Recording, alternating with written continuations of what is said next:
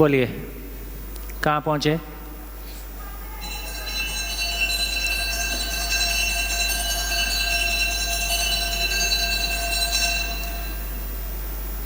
Last वाली नहीं मारी? हाँ जी, बोलिए। तो हम चर्चा कर रहे थे, चर्चा का मूल वहाँ पे है कि यदि ज़िंदगी का एड्रेस ही गलत है तो कितने साल कितने घंटे रोज़ मेहनत करेंगे कि ज़िंदगी पा जाएंगे। तो धीरे धीरे अपने एड्रेस को खंगालने की कोशिश कर रहे और उसके गैप्स को पकड़ने की कोशिश करेंगे, फिर अगले 6 दिनों में उसको भरने की बात करेंगे। आज गैप्स पकड़ रहे हैं। तो हमने कहा कि कितने प्रतिशत लोग हैं जो अपनी पहचान के लिए रूप, बल, धन, पद, अभी सामाजिक सम्मान, अभी जिसको समाज में सम्मान बोलते हैं वो क्या है ना, वो इतना ही है। और उसमें हमने पाया कि कितने गैप्स हैं। तो कुछ गैप्स सामने आए हैं, कुछ गैप्स और आप बोलेंगे तो ध्यान में आ जाएंगे। तो हमने देखा, नंबर 1 तो ये देखा कि ये रूप, बल, धन, पद अपने आप में बहुत कंपैरेटिव है ना, कंपैरिजन है, और ये कंपैरिजन मार डालता है। हम लोग जब मैं ये जॉब छोड़ के और ये शिविर विर करने लगा तो एक पुरानी घटना है कि हमारे दिल्ली में किसी एक हमारे मित्र ने कहा कि एक हमारा मित्र है, उससे मिलना है और वो भारी डिप्रेशन में है। तो वो हमारा दिल्ली कॉलेज ऑफ इंजीनियरिंग का पुराना सीनियर निकला, मतलब हमसे सीनियर था। वो दिल्ली कॉलेज ऑफ इंजीनियरिंग का पढ़ा हुआ था। तो उसकी इलेक्ट्रॉनिक्स की कंपनी थी, घर की बिल्डिंग अपनी, कंपनी की बिल्डिंग अपनी, 25-30 इंजीनियर, अच्छा काम था। लेकिन वो भारी डिप्रेशन में था। और डिप्रेशन में क्या करना है, बस दिन भर बैठ के टीवी देखते रहना है और कुछ खाते हुए खा के इतना मोटा हो गया था, है ना। और डिप्रेशन किस बात का था कि मेरे साथ के लोग मेरे से आगे निकल गए। हंस रहे हो, अभी तुमको ये दर्द पता नहीं है।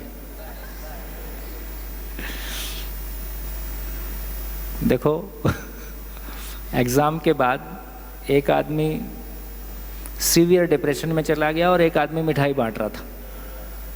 तो दोनों के कितने मार्क्स आए होंगे? जो डिप्रेशन में आया उसके मार्क्स कितने आए होंगे? है? जो डिप्रेशन में आया उसके मार्क्स कितने आए होंगे? उसके कम आए होंगे। और जो मिठाई बांट रहा था उसका आधा एक ज़्यादा। जो डिप्रेशन में गया उसका 95% के ऊपर था और जो मिठाई बांट रहा था उसका 60% था। हाँ, वो तो इस बात से खुश था, पास हो गया। और जो डिप्रेशन में था उस बात से डिप्रेशन में था कि मैं टॉप नहीं कर पाया। ठीक है, तो मामला ये है ही नहीं कि आपने क्या पाया, आप तो किसी से कंपैरिजन में हो। जब मेरा कोई अपना एब्सोल्यूट वैल्यू ही नहीं है ना। हम तो देखो, हम कभी टॉपर रहे नहीं, हम कभी बहुत स्पेशल किसी भी फील्ड में रहे नहीं, हर चीज़ में एवरेज ही थे और हमारे मार्क्स कभी कम आए ही नहीं। कभी मार्क्स पे मेरे को दुख हुआ ऐसा मेरे को कभी याद नहीं है। वो कहाँ से अटक गया, जितनी मेहनत की उतने आए कि नहीं आए, उससे ज़्यादा ही आते थे या उतने ही आते थे या 2-5 कम भी आते थे, तो उससे कोई परेशान होने की बात भी नहीं है। तो सवाल यह है कि जितनी मेहनत मैंने की उतना आया तो उसके आसपास ही सब रहता है। अब किसी के कंपैरिजन में आया, अब ये झंझट ही रहेगा। तो ये जो सारा झंझट है किसी के कंपैरिजन वाला, तो एक बात बहुत गांठ से पकड़ने की है हम सबके लिए कि जब तक हमारे पास जिंदगी के एब्सोल्यूट पैरामीटर्स नहीं होंगे, निरपेक्ष आधार नहीं होंगे, तब तक जिंदगी हमारी नहीं होगी, वो उधार की होगी। कितनी भी मेहनत कर लीजिए, कितनी भी अच्छी हो, वो उधार की होगी। तो एक लोचा हमने पकड़ा, एक प्रॉब्लम हमने पकड़ी कि ये कंपैरिजन में कंपैरेटिव है। दूसरा क्या पकड़ा? ये चीज़ें खुद में परिवर्तनशील हैं, जबकि हम जो पाना चाहते हैं वो परमानेंट नेचर का है। तो परिवर्तनशील चीज़ों से हम जिंदगी में स्थायित्व को नहीं पा सकते, इसमें कोई गुंजाइश नहीं है। तीसरा ये पाया कि इससे मिलने वाली पहचान मोमेंट्री है। ज़्यादा मार्क्स आए, क्लास मैंने टॉप कर दी, तो आज तो सबके सामने लाइमलाइट में मैं था। अगले दिन से फिर टेंशन शुरू कि अगली बार इसको रिटेन करना है। तो इसका मतलब है कि इन सब से जो मिलने वाली पहचान है, ये सब अपने आप में सीमित है, और पहचान मैं स्थायी चाहता हूँ, असीम चाहता हूँ। तो लोचा ही लोचा है। और कोई चीज़ जो आपके ध्यान में आ रही हो शेयर कर सकते हैं किसी बात पे, कोई बढ़िया एंगल सामने आ जाता है। Mike mike mike. देखो आप लोग में से ज़्यादा मत बुलाया करो। हेलो। हाँ, अभी चर्चा चल रही थी कि पहचान सभी स्थायी चाहते हैं। क्या पहचान सभी स्थायी चाहते हैं? पूछो। मेरा मत है कि सभी स्थायी नहीं चाहते हैं। जैसे आज मेरी पहचान कमजोर है तो मैं स्थायी नहीं चाहता हूँ। नहीं, कमजोर है उसी को तो हम नहीं चाहते हैं। स्थायी का मतलब है मेरी पहचान स्थायी हो का मतलब है कि मेरे भीतर हमेशा इस बात से संतुष्टि बनी रहे कि मेरी जैसी पहचान आज है ये हमेशा बना रहेगा और ये आगे बढ़ता रहेगा, और ये किसी के कंपैरिजन में नहीं है। इसकी अपने आप में कोई एब्सोल्यूट वैल्यू, जैसे कि मैंने पहले भी कहा, जैसे मैथमेटिक्स में से मेरे 100 ऑफ 100 आ जाए, तो इस बार मेरे 60 आए, तो मेरा क्या ध्यान में रहेगा? मैं और मेहनत करूँगा, अगली बार ज़्यादा आएंगे। अगली बार 70 आ गए, अब क्या करूँगा? अगली बार और मेहनत करूँगा। दूसरे मेरे से ज़्यादा हैं उसको देख के मैं इंस्पायर, जब एब्सोल्यूट पैरामीटर मेरे पास होता है तब मैं दूसरे जो मुझसे ज़्यादा है उसको देख के इंस्पायर होता हूँ। वो ला सकता है तो मैं भी ला सकता हूँ। जब एब्सोल्यूट पैरामीटर मेरे पास नहीं होता है, कोई पूर्ण आधार मेरे पास नहीं होता है, तो मेरे पास जब ये आधार नहीं है कि 100 में से 100 लाना है, तो मेरा आधार क्या होगा? राम से ज़्यादा आने चाहिए कि श्याम से ज़्यादा आने चाहिए? जब 100 में से 100 लाना है और कोई 98 लाता है, तो मेरा जो फोकस है वो तो 100 में से 100 लाना है। फिर कोई 98 भी लाता है तो मेरे को लगता है कि हाँ मैं भी ला सकता हूँ, क्योंकि वो ला सकता है तो मैं भी ला सकता हूँ। और किसी के कम आते हैं तो मैं उसको हेल्प भी कर सकता हूँ, तो मैं किसी को हेल्प कर दूँ, इससे भी मेरा कुछ नहीं बिगड़ रहा है। और मैं किसी को देख के इंस्पायर हो जाऊँ, वो भी पॉजिटिव ही है। दोनों मामले में पॉजिटिव है। अभी स्थिति कैसी रहती है क्लासरूम में? एक क्लासरूम में कोई भी अच्छा बच्चा अपने नोट्स दूसरे को शेयर करना नहीं चाहता है, क्योंकि दूसरे को शेयर कर देगा तो मेरा क्या होगा? जब हम कंपनी में जॉब में आए तो हमसे जो 2 साल सीनियर था, वो जिस बात को हमको 6 महीने में सिखा सकता था, उसने 2 साल लगाए। सारा ही मैं सिखा दूंगा तो मेरा क्या होगा? तो हर व्यक्ति अपनी पहचान के लिए इनसिक्योर है, क्योंकि किसी दूसरे का अच्छा परफॉर्म करना मेरे एग्जिस्टेंस के लिए संकट बन जाता है। जब तक मेरे पास कोई एब्सोल्यूट पैरामीटर नहीं है, तब तक मेरी पहचान हमेशा किसी के कंपैरिजन में है। आपको ज़्यादा वैल्यू मिलती है कि मेरे को ज़्यादा वैल्यू मिलती है? आपको ज़्यादा वैल्यू मिल गई तो मैं परेशान। तो मुझको कितनी वैल्यू मिले, मेरी ज़िंदगी में मैं क्या करूं, ऐसा मेरे पास कोई आधार ही नहीं है। तो क्या बात समझ में आई? जब मेरे पास एब्सोल्यूट पैरामीटर होता है, जब मेरे पास कोई पूर्ण मूल्य होता है, जब मेरे पास ज़िंदगी का कोई निश्चित लक्ष्य है जो किसी दूसरे के कंपैरिजन में नहीं है, तो फिर एक दूसरा सूत्र काम करना शुरू कर देता है। ना किसी से आगे जाना है, ना किसी के पीछे जाना है, पूर्णता के लिए सहयोग लेना है, पूर्णता के लिए सहयोग देना है ना? इस बात को हमने NIT रायपुर में खूब होते हुए देखा। जैसे जैसे बच्चों का ये अपने में एक निरपेक्ष, मेरे को अपने सब्जेक्ट में अच्छा परफॉर्म करना है, फिर उसको क्या फ़र्क पड़ता है कि दूसरे के कितने आ जाएंगे? तो फिर दूसरे के साथ में नोट शेयरिंग करना, दूसरे के साथ में पीयर लर्निंग होना, है ना? फिर हम आपस में आराम से मिल सकते हैं। यदि मेरे को ये भय है कि दूसरा आगे निकल जाएगा, तो आप दूसरे के साथ दोस्ती नहीं कर सकते। दूसरे के आगे निकलने से आप खुश नहीं हो सकते हैं, और दूसरों से आगे वही निकलना चाहता है जो अपने में हारा हुआ होता है ना? अपने बच्चे के साथ हम दौड़ लगाते हैं तो हार के भी जीत जाते हैं, क्योंकि हम उसको जिताना ही चाहते हैं, क्योंकि वहाँ मेरे भीतर हार का डर नहीं है। तो जब मैं अंदर से हारा हुआ हूँ तब मैं आगे निकलना चाहता हूँ, जब मैं अपने एब्सोल्यूट पैरामीटर्स के साथ हूँ तब मैं दूसरे को सपोर्ट करने में मेरे को खुशी होती है और दूसरा सपोर्ट पाके खुश होता है। वो डर हमारे भीतर नहीं रहेगा। हमारी जो मानसिक गरीबी है, वो जो मेरे भीतर इनसिक्योरिटी है, वो जो मेरे भीतर पहचान का संकट है, आइडेंटिटी क्राइसिस है, ये मेरे को खिलने नहीं देता है। मेरे भीतर वो नेगेटिविटी, दूसरे को आगे, दूसरा आगे ना निकल जाए, ना निकले तो क्या करूं, कहाँ उसमें टांग में टांग अड़ाऊं, ये सब पॉजिटिव और नेगेटिव सब चलेगा। तो मेरे को लगता है कि ये एक हमारी ज़िंदगी का बड़ा पार्ट है। इसको फ्यूचर में और देखेंगे, लेकिन अभी कम से कम हमको समझ में आया कि जब मैं रूप, बल, धन और पद से पहचान पाने जाता हूँ तो ये कुछ कुछ संकट सामने आ रहे हैं। कोई और ऑब्जर्वेशन है आपकी, और कुछ प्रॉब्लम आती है? जी भैया, बोलिए। भैया ये चीज़ एक्चुअली लास्ट संडे हम कुछ डिस्कशन कर रहे थे, तो ये चीज़ समझ में आई कि सर ने एक सवाल पूछा था कि आजकल के बच्चे करियर को लेके इतने मतलब इतने परेशान क्यों रहते हैं, इतना पीछे क्यों भागते हैं। तो फिर सुनील सर ने एक चीज़ समझाई थी कि हमने आसपास ऐसे लोगों को देखा है जो रूप, बल, धन, पद में बहुत बड़े हैं और सम्मान पहचान भी हमें उन्हीं को मिलते हुए देखा है। तो फिर एक बात फिर मुझे स्वयं में पता चली कि मैं क्यों जा रही हूँ। तो ये चीज़ पता चली कि एक तो विश्वास नहीं है कि अगर ये चीज़ें नहीं होगी तो कोई सम्मान और पहचान देगा।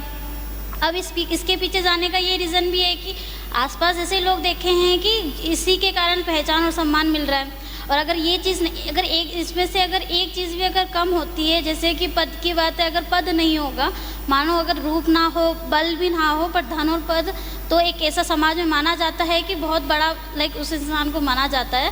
तो अगर ये चीज़ नहीं होगी तो खुद का क्या होगा।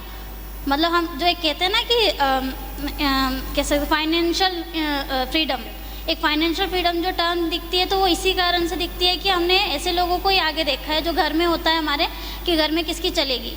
तो समझ में आता है कि जो कमा रहा है उसकी चल रही है। तो फिर हमें लगता है कि अगर हम भी कमाएंगे तो हमारी चलेगी, हमारी लोग मानेंगे, हमारी सुनेंगे। तो एक ये चीज़ करियर जैसी चीज़ से कनेक्ट होती है। ठीक है, तो अभी की स्थिति में हम आधी पिक्चर देख रहे हैं, तो पूरी पिक्चर आने दो, फिर कंप्लीट पिक्चर देखेंगे, फिर तय करेंगे, है ना। अभी मेरे को लगता है कि अभी फोकस ये है कि ये 4 प्रॉब्लम हमने देखी।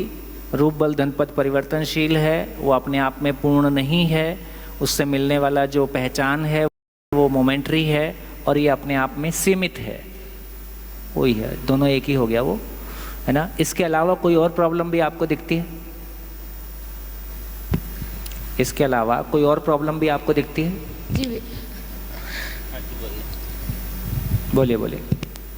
भैया, इसको बहुत अच्छे से ऑब्ज़र्व जब मैंने खुद में किया तब एक ऐसी चीज़ समझ में आई कि मैं सक्सेस तय कर लेती हूँ कि मेरा गोल ये है, और वो गोल पाने के बाद वो गोल छोटा लगता है, और उसमें वो छोटा लगने में खुद में अधूरापन मुझ में खुद में दिखाई देने लगता है। तो एक चीज़ इसमें साथ साथ दिखाई दी कि मुझे ये पाने के बाद छोटा क्यों लगता है, मतलब गोल तय करने के बाद, सक्सेस पाने के बाद वो छोटा क्यों लगता है, उसमें मेरा अधूरापन मुझे दिखता है ऐसा। हाँ, क्योंकि वो ज़िंदगी को नहीं भरता है, हाँ, है ना, उसमें कंटिन्यूटी नहीं है, ये स्थायित्व नहीं है, निरंतरता नहीं है, इसलिए अधूरा दिखता है। मैं आपसे ये जानना चाह रहा हूँ कि और कोई गैप आपको इसमें दिखता है क्या? आपकी ऑब्जर्वेशन में यदि मैं रूप, बल, धन, पद से अपनी पहचान की तलाश में जाता हूँ तो इसमें कोई और भी गैप दिखाई देता है? देखो, एक बहुत बड़ा गैप ये है कि ये सब्जेक्टिव है। आप किसी उपलब्धि को पाके बहुत खुश हो और मेरे को लगता है किसी काम की नहीं। घर में ही ऐसा हो सकता है भाई, आप किसी चीज़ को, किसी गाड़ी को बहुत पसंद करते हो, घर का दूसरा आदमी कहेगा इसमें कुछ नहीं रखा है, ऐसा हो ही सकता है। जिस चीज़ को आप बहुत बड़ी उपलब्धि महसूस कर रहे हो, आपके घर का कोई व्यक्ति कहेगा कि इसमें कोई खास बात नहीं है। तो जो चीज़ आपको बहुत अच्छी लग रही है वो दूसरे को भी उतनी ही अच्छी लगेगी, ऐसा ज़रूरी नहीं है। ये काम इंद्रिय वाले सुख में भी होता है। इंद्रिय सुख के मामले में सारा कन्फ्लिक्ट किस बात का है? जो एक को बहुत अच्छा लग रहा है दूसरे को पसंद नहीं है। और ये काम इसमें भी है, किस रूप को आप अच्छा बोलोगे और किसको अच्छा नहीं बोलोगे, है ना। जैसे अच्छे व्यक्ति की पहचान क्या हमारे पास अच्छे मोबाइल की पहचान तो कोई हो सकती है कि उसके ये फीचर्स हैं, ये क्वालिटी है। एक गाड़ी हम लेने जाते हैं तो गाड़ी के हमारे पास पैरामीटर्स हैं कि उसका पेट्रोल कंजम्पशन कितना है, वो इको फ्रेंडली कितना है, ये है, ये है, ये है, ये है। कुछ पैरामीटर्स हो सकते हैं जिसके आधार पे हम कोई आपस में कंपैरिजन कर सकते हैं। लेकिन एक अच्छे मानव की पहचान, एक अच्छी पत्नी की पहचान, एक अच्छे पति की पहचान, अच्छाई की पहचान, जब भी हम ये शब्द कहने जाएंगे तो ये हमको लगता है कि सबके तो आधार अलग अलग हैं। आप अपने आप को अच्छा आदमी मान सकते हो सकता है मेरे बच्चे मेरे को अच्छा ना माने, उसको लगता है ऐसा फालतू काम है। तो इसका मतलब है मानव के बारे में हमारे पास वो यूनिवर्सल जो बुद्धि वाला मामला है ना। तो मानव के बारे, मानव की परिभाषा, एक अच्छे मानव की परिभाषा का हमारे पास कोई फॉर्मेट नहीं है। तो जब तक हमारे पास कोई आधार नहीं है तो ये आधार काम कर नहीं रहे हैं, क्योंकि ये सब्जेक्टिव है। कभी मुझको ही लगता है, दूसरे को छोड़ दीजिए, मुझको ही लगता है, मेरा पिछले 10 दिन पहले मैं घर में था, NIT रायपुर का ही पास आउट है, अमेरिकन कंपनीज़ के लिए सॉफ्टवेयर बनाते हैं, 115 लोग उसकी कंपनी में हैं और अपनी शर्तों पे अपना काम करता है। कभी अमेरिका में काम किया, उसको लगा कि नहीं घर वापस आने की ज़रूरत है। कंपनीज़ ने कहा, जिन भी कंपनी के लिए काम करता था, कि तुम रायपुर में रहो, हमारे लिए काम करो, तो अभी रायपुर से काम करता है। हमारी पुरानी मित्रता है। अभी 10 दिन पहले घर मिलने आए तो वो शेयर कर रहे थे कि मेरे पास ज़िंदगी में सुई की नोक जैसा भी एक जगह नहीं है जहाँ मैं कहूँ कि कोई प्रॉब्लम है। पत्नी, बच्चा, माता पिता, जॉब, पैसा, समाज में सम्मान, है ना, यही सब चीज़ें होती हैं। अपना स्वास्थ्य, यही सब चीज़ें होती हैं। घर, कोई भी चीज़ ऐसी नहीं है मैं उंगली रख के कह सकूं कि इसमें कोई कमी है। पर बोले मेरे को सब बेकार लग रहा है, मेरे को लग रहा है कि ज़िंदगी का पर्पस क्या है। बोले पैसे को लेके मेरे पहले भी कोई बहुत बड़े, इतने बड़े आकर्षण नहीं थे, पर ठीक है ज़िंदगी में कुछ तो करना ही होता है, इसलिए मैं भी कर रहा हूँ। तो सब कुछ बढ़िया है, पर मेरे को कुछ भी ठीक नहीं लग रहा है। और मैं 1.5 साल से डिप्रेशन में हूँ और मैं साइकेट्रिक की दवाई ले रहा हूँ। और जब साइकेट्रिक का ये सब लेते हैं, थोड़ा ब्रेन स्लो डाउन होता है, थोड़ा, है ना, शरीर में फैट भी गेन होता है, थोड़ा मोटा भी, ये सब। अब बताइए क्या करें। एक आदमी खुद ये कह रहा है कि कल तक मैं जिन चीज़ों को महत्वपूर्ण मानता था वो आज मुझको महत्वपूर्ण नहीं लग रही है। तो फ्रॉम डे 1 मेरी ज़िंदगी में मेरे पास जो लक्ष्य हो, मेरी ज़िंदगी का जो ब्लूप्रिंट हो, मेरी जो लक्ष्य, तो मेरे को फ्रॉम डे 1 पता हो कि मेरी ज़िंदगी में मेरे लिए क्या इम्पोर्टेंट है। या मैं एक गोल बनाता हूँ, फिर 10 साल मेहनत करता हूँ, फिर वहाँ पहुँचता हूँ, पहुँचने के बाद पता चलता है ये ठीक नहीं है, फिर मैं दूसरा बना लेता हूँ, फिर 10 साल उसको परसू करता हूँ, फिर पता चलता है ये भी ठीक नहीं है, फिर मैं एक नया बनाता हूँ और ज़िंदगी की शाम हो जाती है। उपलब्धि तो कुछ नहीं हुई। कोई भी क्रिएशन लाइफ टाइम इन्वेस्टमेंट है। जिंदगी में किसी भी फील्ड में चले जाएं, लाइफ टाइम इन्वेस्टमेंट है, कोई 2, 5, 10 साल का मामला ही नहीं है। तो इसका, और 2, 5, 10 साल तो मेरे कहीं लग ही नहीं रहे। मैं तो 10 साल यहाँ लगाया, 10 साल वहाँ लगाया, 10 साल वहाँ लगाया और ज़िंदगी की शाम हो गई। तो मेरी सारी प्रतिभा उस बड़ी सफलता का अधिकारी होने के बावजूद मेरी थॉट्स में क्लैरिटी नहीं था, तो मेरा परफॉर्मेंस में किसी एक डायरेक्शन में नहीं रख पाया और ज़िंदगी की शाम हो गई। ये कहानी अधिकांश लोगों की है। भाई IIT मुंबई में देश का टॉप रैंकर जाता है, क्यों वहाँ इतना नशा है? क्यों लोग इतना नशा करते हैं? क्योंकि इतना प्रतिभाशाली बच्चा जब सारे मापदंड को क्रैक करके इतनी मेहनत करके वहाँ जाता है, वहाँ कुछ भी चैलेंजिंग नहीं लग रहा है जिसको करने में मेरा मन लगे। जिंदगी के सामने कोई चैलेंज खड़ा है, ये करके दिखा। किसी ने कभी एक बार मेरे सामने चैलेंज खड़ा किया था कि IIT क्रैक करके दिखा, तो लगा था यार कुछ करने लायक बात सामने आई है, चलो करके देखते हैं, और कर दिया। अब जब वहाँ पहुँचे तो कुछ दिख ही नहीं रहा है करने लायक, तो आदमी क्या करेगा? आदमी को कभी भी जिंदगी में किसी चैलेंज की ज़रूरत है। कोई चैलेंज उसको स्वीकार हो जाए तो उसकी सारी ऊर्जा उसमें लग जाती है। अब मेरे को कोई चैलेंजिंग दिख ही नहीं रहा है, सब मेरे को लग रहा है कि ठीक है यार हो गया, तो क्या करेगा? कुछ तो टाइम पास करने के लिए कुछ तो करेगा। तो जो बहुत प्रतिभाशाली हैं उनकी स्थिति ऐसी है, और जो बेचारे प्रतिभाशाली नहीं है वो इन्हीं के पीछे भाग रहे हैं। ये लौट के आके बताते नहीं है कि हमारा हाल ऐसा है। ये लौट के आके बताएं, यार हमने मेहनत किया, हम IAS हुए, हमने सारी ज़िंदगी देश चलाया, और अंदर से अब कैसा लगता है, लौट के आके बताओ।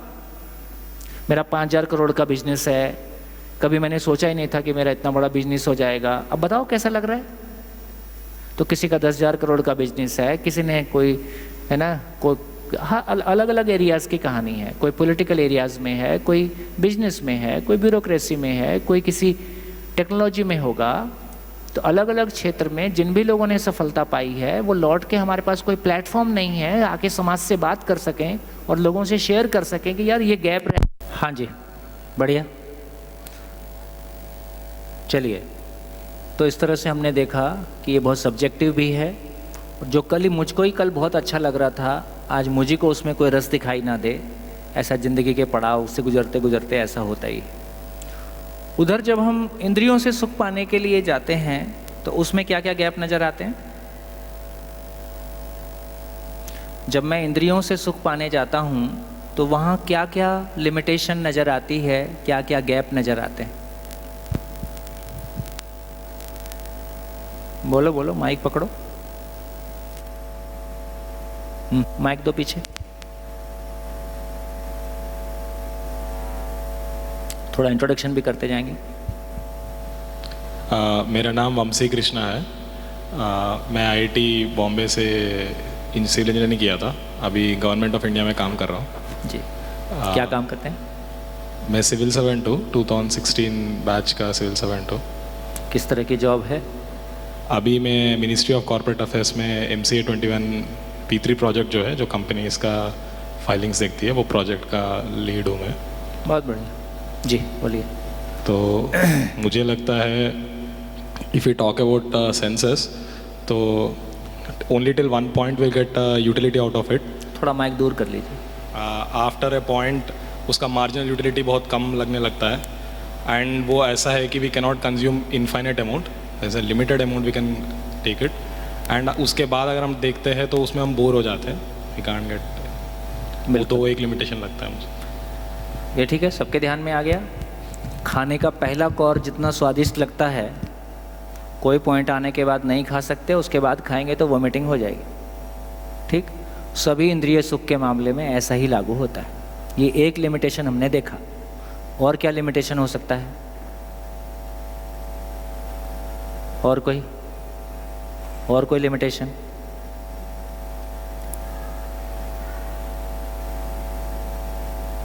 बोलिए बोलिए। हाँ जी, और क्या लिमिटेशन हो सकता है?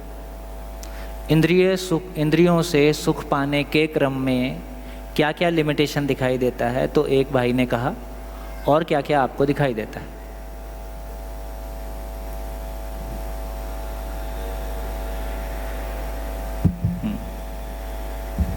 इससे जो सुख प्राप्त होता है वो परमानेंट नहीं होता है। हाँ चलो, मोमेंटरी होता है।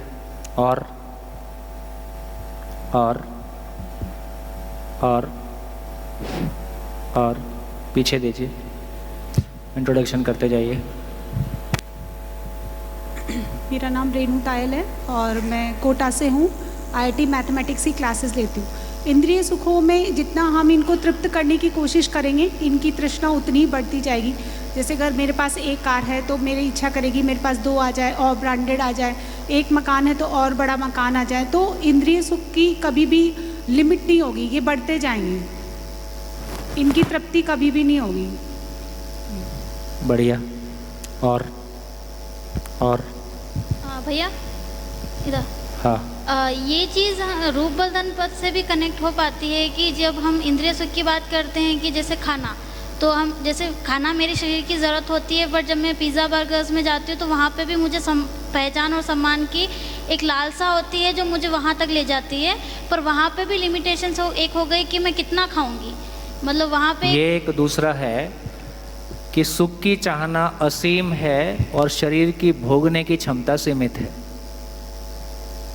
सुख की चाहना असीम है और शरीर की भोगने की क्षमता सीमित है। इधर से भी लिमिटेशन है। और निर्भरता है उसमें है? दूसरों के ऊपर निर्भरता है। हाँ, इसमें शरीर पे निर्भरता है, अपने शरीर पे और दूसरों के शरीर पे। मैं रसगुल्ला खाना चाहता हूँ पर डायबिटिक हो गया हूँ, है ना। मेरे को लगता है चलो, मैं वाइफ से बोलता हूँ चलो घूमने चलेंगे, वाइफ कहती है मेरा मूड नहीं है, ए लो हो गया काम, झंझट शुरू। कोई फिल्म उसको बहुत अच्छी लग रही है, मेरा मूड नहीं है, झंझट शुरू। तो इसका मतलब है कि भौतिक इंद्रिय सुख को भोगने के लिए दो का होना आवश्यक है ही। दो में चाहे दूसरा खाना हो चाहे दूसरा व्यक्ति हो, और अंततः शरीर पे उसकी निर्भरता है ही, और दूसरे व्यक्ति के मूड पे निर्भरता है ही। इसलिए हमेशा वो दूसरे पे डिपेंडेंट है। और तीसरा मेरे को लगता है कि मिलने वाली उपलब्धि बहुत कम है, इन्वेस्टमेंट बहुत हैवी है। एक खाने को उगाने से लेके और प्रोसेस करके घर तक पहुंचने में, खाना बनने में कितना लंबा प्रोसेस लगा। एक और जीभ पे गया और ख़त्म, स्वाद ख़त्म। तो ऐसे भी देखेंगे तो इन्वेस्टमेंट बहुत हैवी है और रिटर्न उतना बड़ा नहीं है। और क्या गैप दिखाई देता है? हाँ जी, माइक दीजिए। इंद्रिय सुख में ऐसा है कि एक ही चीज़ एक समय में तो सुख देती है। जैसे एसी होगा तो गर्मी में हमें बहुत अच्छा लगेगा, और वही एसी अगर सर्दियों में चलाएंगे तो चीज़ सेम है। ठीक है, समय अनुसार है।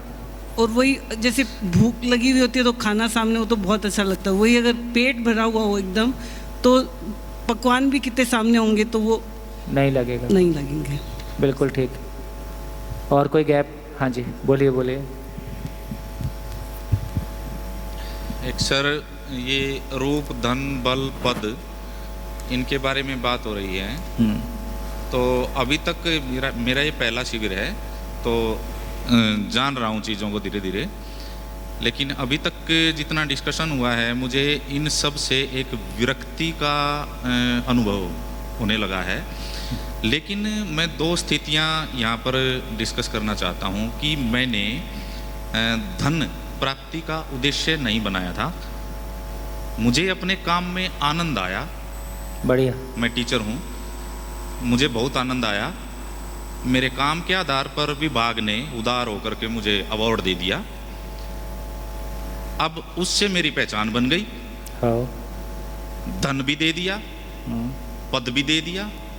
मेरा उद्देश्य तो नहीं था। बिल्कुल ठीक है। तो दोनों स्थितियों में क्या अंतर है? बिल्कुल ठीक। इनसे विरक्त हुआ जाए या इनकी ओर लालसा होना? नहीं, ना विरक्त हुआ जाए ना आकर्षित हुआ जाए। उसकी जितनी औकात है वहाँ रखा जाए जी। तो औकात पहचान में आ जाए जी। बोले किसी ने रिबॉक का जूता पहना था, पासपोर्ट साइज फ़ोटो खिंचवाना था, बोले कुछ भी कर, फ़ोटो आनी चाहिए जी। अब सर पे रखने से ही आएगी, पासपोर्ट साइज फ़ोटो में तो नीचे पैर नहीं आएगा। तो सार बात इतना ही है कि सब अपनी अपनी जगह में रहे तो हर चीज़ सुशोभित देती है। उस चीज़ की अपनी कोई उपयोगिता है जी। वो जगह पहचानना होगा। तो पहचानना ये होगा कि मेरा सम्मान, मेरी पहचान रूप बल धन पद है या कुछ और है। उसके साथ फिर रूप बल धन पद कैसे एडजस्ट होगा उसको देखेंगे। तो क्वेश्चन आपका ठीक है जी। बात बिल्कुल उचित है, जेन्युइन है जी। और ये क्वेश्चन इस सभा के लिए बहुत संदर्भित है क्योंकि थोड़ा सा हम एक तरफा जा रहे थे, आपने दूसरा एंगल उसमें जोड़ दिया जी। Thank you. तो उचित है, आप निगाह बनाए रखिए अपना। एक क्वेश्चन जब भी इस तरह का कोई चीज़ आती है उसको एक बार लिख दें जी, है ना, ताकि उसका वो कंसिडरेशन में कैसे आए। क्योंकि देखो कार्ल मार्क्स ने कहा कि धर्म अफीम की गोली है जी। और हमारे यहाँ भी ये मानते हैं कि किस्मत से पहले और वक्त से पहले कुछ नहीं मिलता है। तो अभी तक की इस तरह की बहुत सारी मान्यताएं हमको, हमारी महत्वाकांक्षाओं को, एम्बिशंस को कम करती हैं, हमको थोड़ा विरक्त बनाती हैं जी। और इससे हमारा परफॉर्मेंस डाउन होता है जी। क्योंकि मोटिवेशन के लिए अब कुछ बचा नहीं। जो मोटिवेशन के लिए था वो आपने छीन लिया। तो ये आपका कहना बिल्कुल उचित है, इसको ठीक से एड्रेस करने की ज़रूरत है। आप इस पॉइंट पे ध्यान बनाए रखिएगा और शिविर के दौरान ये एड्रेस होता है कि नहीं होता है इसको देखेंगे जी। बढ़िया। और कुछ साथियों ने IIT थे एक दो, मुझे नाम ध्यान नहीं आ रहे, उन्होंने भी ये बताया है कि एक लिमिट के बाद जैसा कि आपने भी बताया कि फर्स्ट बाइट के बाद जो है रस आना बंद हो जाता है, पहली बाइट में ज़्यादा रस होता है। अगर मान लीजिए हर बाइट में रस आता रहे तो क्या काम जारी रखा जाए? वही तो, उसका शरीर पे क्या प्रभाव आएगा, वो भी एक मामला है जी, है ना। तो ऐसे भी राजा हुए हैं, बोलते हैं कि जिन्होंने अपने पास वैद्य रखे थे, वो उनको खाना खिलाते थे, वो उनको उल्टी करवा देते थे और वो फिर खाना शुरू कर देते थे जी, ऐसे भी प्रयोग लोगों ने किए हैं जी। तो भोग की ताकत को बनाए रखने के लिए बड़ा वर्ग समाज में ऐसा है जो शरीर को भोगने लायक बनाए रखने के लिए साल में उसका बढ़िया मेंटेनेंस करता है और डेली भी उसको काफ़ी तैयार कर, तो घोड़ा भोगने लायक बना रहे उसके ऊपर काफ़ी मेहनत वो करता है, लेकिन लक्ष्य भोगना ही है।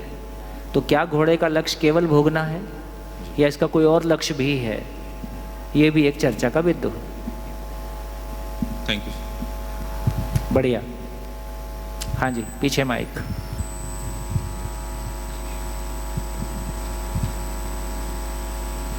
सवाल यही है कि घोड़ा क्यों पाला? रूप बल धन पद के चक्कर में कितने ही पिताजी अपनी बेटियों की शादी में असीमित कर्जा लेकर के माइक दूर कर लीजिए। कितने ही पिताजी अपनी बेटियों की शादी में असीमित कर्जा लेके उसको उतार ही नहीं पाते हैं, सिर्फ दिखावा के चक्कर में है। बिल्कुल, मारवाड़ियों में तो शादी और मकान में पूरी जिंदगी निपट जाती है ना। सारी जिंदगी की सारी मेहनत शादी और ब्याह में निपट गई, केवल दूसरों को दिखावा करने में और इम्प्रेस करने में बिखर गई।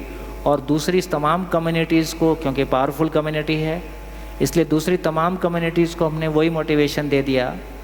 तो धीरे से क्या सही मोटिवेशन है और क्या पर्पज़ है और कहाँ गैप आ गया, कोई पॉजिटिव पार्ट है उसको भी ठीक से इवैल्यूएट करें, कोई गैप है उसको भी पहचानने की कोशिश करेंगे जी। इसमें एक क्वेश्चन आता है, वो है कि सेटिस्फैक्शन वर्सेस एवोल्यूशन। कि एवोल्यूशन की डेफिनेशन यही है कि मेरे पास जो है मैं शायद उसमें सेटिस्फाइड नहीं हूँ, इसलिए मैं कुछ नया बनाना चाहता हूँ, नया इन्वेंट करना चाहता हूँ और मैं आगे बढ़ता हूँ। बहुत बढ़िया। सेटिस्फैक्शन उसके अपोजिट में काम करता है कि मेरे पास जो है मैं उसमें ठीक रहूँगा, तो शायद मैं कुछ नया इवॉल्व नहीं करना चाहूँगा। बहुत बढ़िया। तो अब जब क्वेश्चन इन दोनों के बीच में आता है तो कन्फ्यूजन सारा वहाँ क्रिएट हो जाता है। कैसे हैंडल करेंगे? हाँ, वो कैसे हैंडल किया जाए, है ना। देखिए कि हम क्या बोलते हैं कि संतुष्ट हो गए तो विकास रुक जाएगा। और विकास क्यों करना है?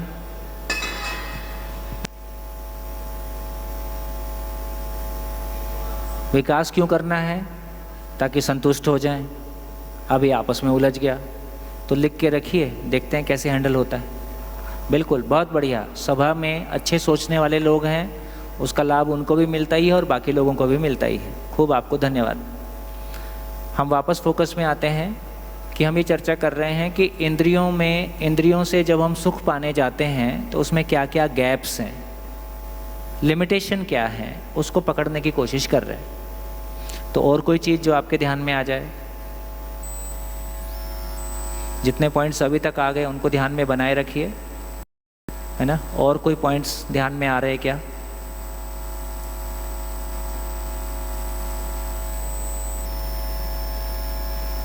जो सब्जेक्टिव वाला पॉइंट है वो इसमें भी लागू होता है। जैसे कि मैंने कहा, वाइफ को लगता है पिक्चर देखने चलेंगे, हमको लगता है यार बेकार, अब ये उसका सुख मेरा सुख नहीं है और इसी के घर में सारी प्रॉब्लम है। अपनों से, जैसे हमने अपनों से दुख पाया है कि परायों से दुख पाया है? अपनों से। ये अपने हमने सुख पाने के लिए बनाए हैं कि दुख पाने के लिए? और सारा सुख दुख का खेल का मतलब कितना है? सारा दुख सुख का खेल इतना ही है, जो मेरे को सुखदायी लगता है वो माँ बाप को जो सुखदायी लगता है वो बच्चों को सुखदायी नहीं लगता है, जो बच्चों को सुखदायी लगता है वो माँ बाप को सुखदायी नहीं लगता है, और दोनों एक दूसरे के पीछे पड़े हैं। इसलिए फाइनली जवान बच्चा कहता है कि मैं घर में रहूँगा ही नहीं, मैं रूम लेके अलग रहूँगा। ये रोज़ रोज़ की किचकिच नहीं चलेगी। और बच्चों का हायर एजुकेशन के लिए घर छोड़ के जाने का बड़ा आकर्षण ये है, माँ बाप से मुक्ति भी उसमें एक कार्यक्रम है। तुमसे छूटने का और कोई तरीका है भी नहीं, तो मैं कहीं दूर जाके पढ़ूंगा, घर में नहीं रहना चाहता हूँ। तो क्या बोलते हैं? फ्रीडम। फ्रीडम, है ना। तो एक तो ये हुआ कि हमारी सुख की कोई एक डेफिनेशन नहीं है, जो एक का सुख है वो दूसरे का दुख है, और किसी का दुख भी किसी के लिए सुख हो सकता है। और क्या लिमिटेशन?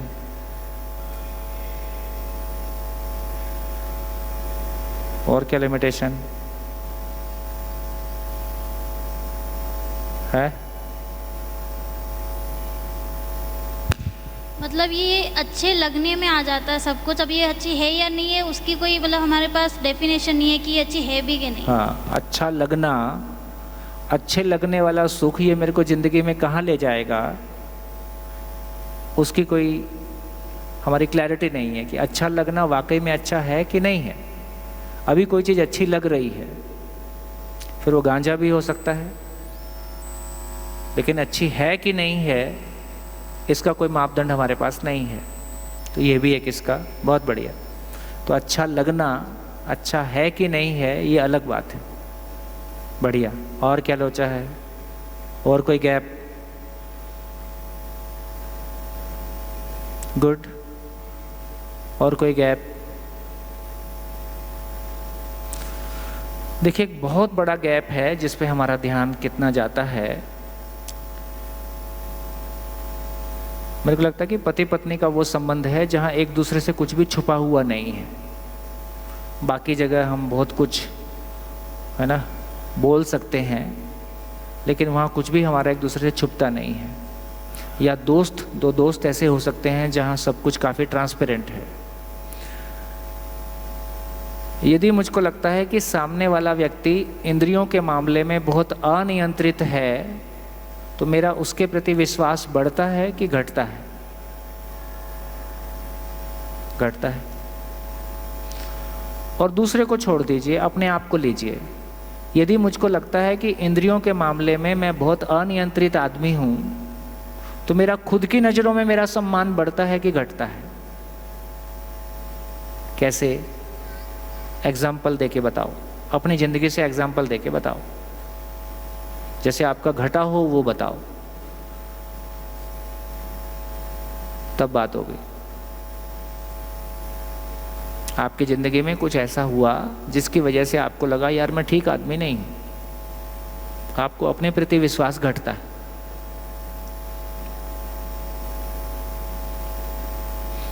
भाई सिंपल बात है कि मेरे को खाने को लेके बहुत आकर्षण है, और मैं हर बार जब भी ज़्यादा खाया तो अपने में एक निष्कर्ष आता है कि यार ओवर ईटिंग अच्छी बात नहीं है और मैं आगे नहीं करूँगा। फिर जब मेरे पसंद का खाना आता है तब मन बोलता है आने दे, और कुल मिला के मन जीत जाता है, मैं हार जाता हूँ। तो मेरे को लगता है कि यार ये ठीक नहीं हुआ, और हर बार ऐसे ही होता है। धीरे से मुझको लगता है कि मेरा अपने आप पे कोई कंट्रोल नहीं है। मैं सुबह उठना चाहता हूँ, जितने भी टाइम उठना चाहता हूँ, हर बार सोचता हूँ जो कुछ भी मैं चाहता हूँ और नहीं कर पाता हूँ, है ना, जो कुछ भी मैं चाहता हूँ और नहीं कर पाता हूँ, तो मेरी खुद के प्रति मेरा स्वीकार्यता बढ़ेगा कि घटेगा? खुद के प्रति मेरी स्वीकार्यता घटती है, खुद के लिए मेरा इवैल्यूएशन घटता है, मेरी रेटिंग घटती है, ये मेरे लिए सुखदायी होगा कि दुखदायी होगा? ठीक, ये इंद्रियों के मामले में खूब होता है। वो तो अच्छी बात है कि हम जो सोचते हैं वो सामने वाले को पता नहीं चलता है। सुखद बात ये है। तो हमारी अपूर्णता कैसी भी सही, लेकिन ये प्रकृति अपने आप में पूर्ण है, इसका डिज़ाइन अपने आप में परफेक्ट है, तो कम से कम गाड़ी चल जा रही है ना। बोल रहे हैं गूगल कोई ऐसी चिप बनाने वाला है जिसको ब्रेन में लगाने से 2 गज के अंदर जो भी आदमी सोच रहा होगा उसके विचार आपको सुनाई देते रहेंगे। अगले 5 साल में आ जाएगी, तो 5 साल बाद का संसार कैसा होगा?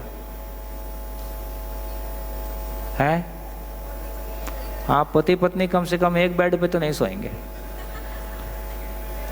2 गज दूरी, मास्क है जरूरी, एकदम परमानेंटली स्टेब्लिश हो जाएगा,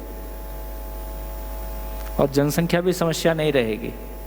बहुत लोग को निपटा देंगे। अच्छा, मेरे बारे में ऐसा सोचता है? तो इन सब बातों से पता चला कि इंद्रियों को लेके जो कुछ भी हम सुख की तलाश में जा रहे हैं उसमें 3 फ्री गिफ्ट मिलता है। उसमें 3 फ्री गिफ्ट मिलता है। सामान, ये जो हम सुख की तलाश है और सम्मान की तलाश है, ये दोनों ही सॉफ्टवेयर गड़बड़ हैं। इसमें 3 फ्री गिफ्ट मिलता है।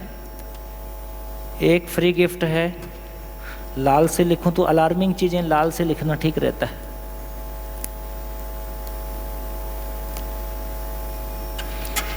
नंबर 1,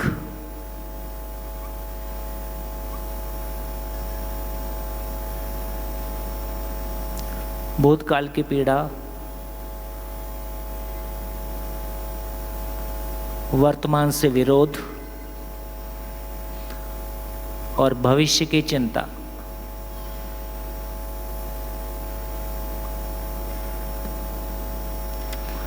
यही सारा युद्ध और संघर्ष के रूप में एक व्यक्ति के भीतर, एक परिवार में, समाज में, देश में, दूसरा प्लेनेट अभी मिला नहीं है, वो मिल गया तो वही करेंगे। उपलब्धि के रूप में इस सॉफ्टवेयर का जो एंड रिजल्ट है कि जब मैं इंद्रियों से निरंतर सुख की तलाश में निकलता हूँ, रूप बल धन पद से अपनी पहचान की तलाश में निकलता हूँ, क्योंकि ये कंपैरेटिव है, क्योंकि ये सब्जेक्टिव है, क्योंकि ये सीमित है, क्योंकि इसमें सुख की निरंतरता नहीं है ना।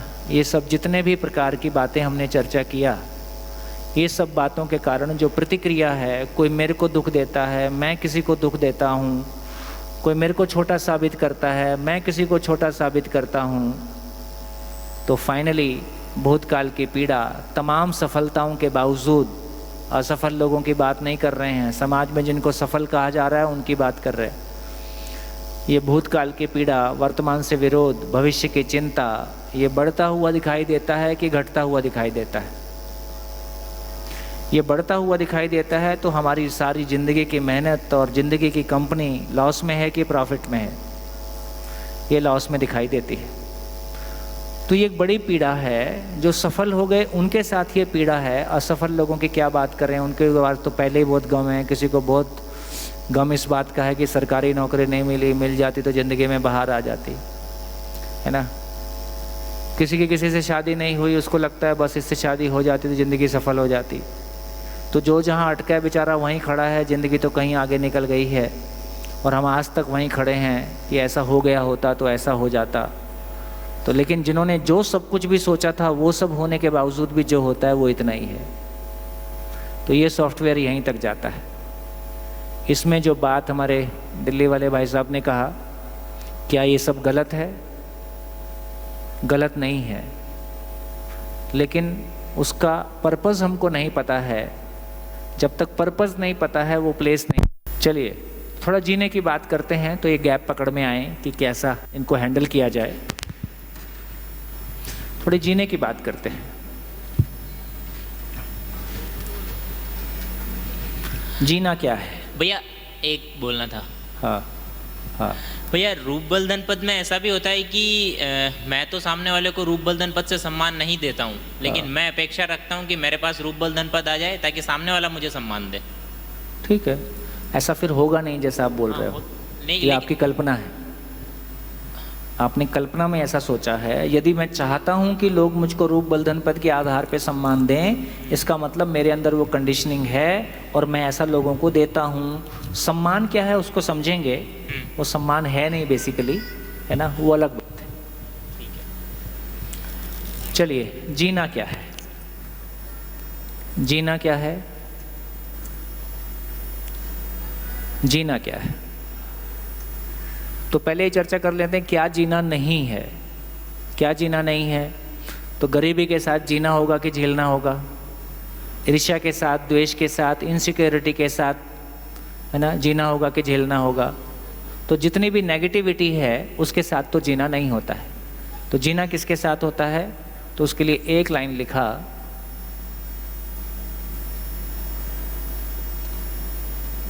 स्वयं के प्रति विश्वास के साथ जीना होता है। अब ये स्वयं के प्रति विश्वास को समझने के लिए थोड़ा सा एक डिस्कशन खोलना होगा। जैसे स्वयं के प्रति विश्वास, हाँ शानदार, ये हुई ना बात। गुड। जब ये टेक्निक नहीं थी तो हमारे पास शिविर करने का लिमिटेशन तो यही था कि हम मैक्सिमम 60-70 लोग के साथ शिविर कर सकते हैं। जब से ये यूज़ करना शुरू किया फिर तब से अब 200, 300, 400, 500 और दिल्ली में तो 4000 लोगों के साथ एक साथ शिविर किया। और अच्छी बात यह है कि अब देश में कहीं भी शिविर करते हैं दिल्ली गवर्नमेंट से 1-2 टीचर विद फैमिली आ ही जाते हैं, है ना। तो इस पॉजिटिव पार्ट ये हो गया है कि यदि आप उस चीज़ को पर्सनल लेवल पर रिकग्नाइज कर पा रहे हैं कि हाँ ये हमारे लिए, हमारी फैमिली के लिए कोई अच्छी बात है, तो ये हमारे लिए भी काफ़ी सुखद लगता है। चलिए, तो बताओ स्वयं के प्रति विश्वास और गाड़ी चलाने के प्रति विश्वास में क्या अंतर है? स्वयं के प्रति विश्वास को समझना चाहते हैं तो स्वयं के प्रति विश्वास और गाड़ी चलाने के प्रति विश्वास दोनों एक ही बात है कि अलग अलग बात है?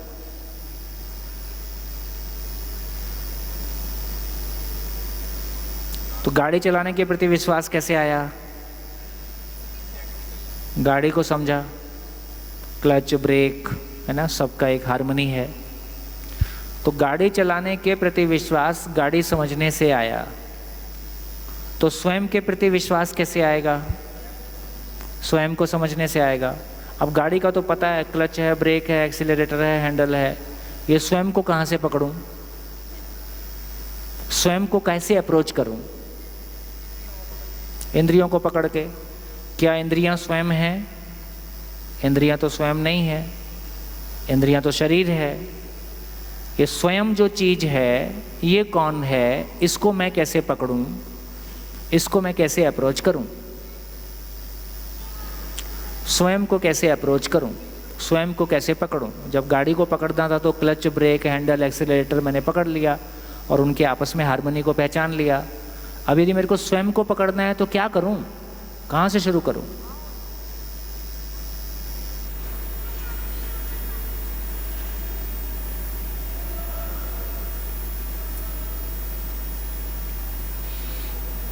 बोलिए।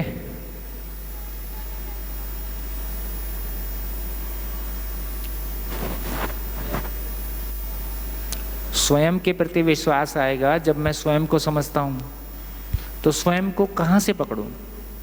इंद्रियां स्वयं नहीं है, ये शरीर स्वयं नहीं है, तो मैं स्वयं को किधर से पकड़ूं? है क्वेश्चनिंग से। तो है ना। तो ये बोल रहे हैं कि स्वयं को पकड़ने का एक ही मतलब है कि बेसिकली ये भाव और विचार की दुनिया, भाव और विचार की दुनिया 24/7 काम करता है। मेरे सारे सुख दुख का कारण, मेरे सारे सुख दुख का कारण मेरे भाव और विचार की स्थिति है। जब मेरे भाव में अभाव होता है और मेरे विचार में अंतर्विरोध होता है, कन्फ्लिक्ट होता है, तो इसका नाम दुख है। और जब मैं भाव और एक हार्मोनियस विचार के साथ में होता हूँ, इसका नाम सुख है। तो भाव और विचार से, भाव और विचार की स्थिति ही मेरे सुख दुख की स्थिति है। और भाव और विचार में तो बेसिकली मैं भाव और विचार ही हूँ। स्वयं को पकड़ना है तो भाव और विचार से हमने पकड़ा। ठीक हो गया? यहाँ तक ठीक है? आप बताइए, हम सभी समस्याओं से दुखी होते हैं।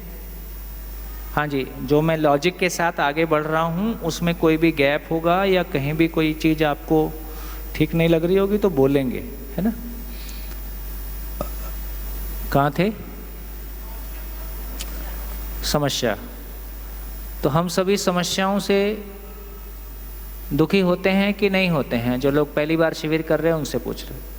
हम सभी समस्याओं से दुखी होते हैं कि नहीं होते हैं? होते हैं। हाथ उठाओ। ठीक हो गया?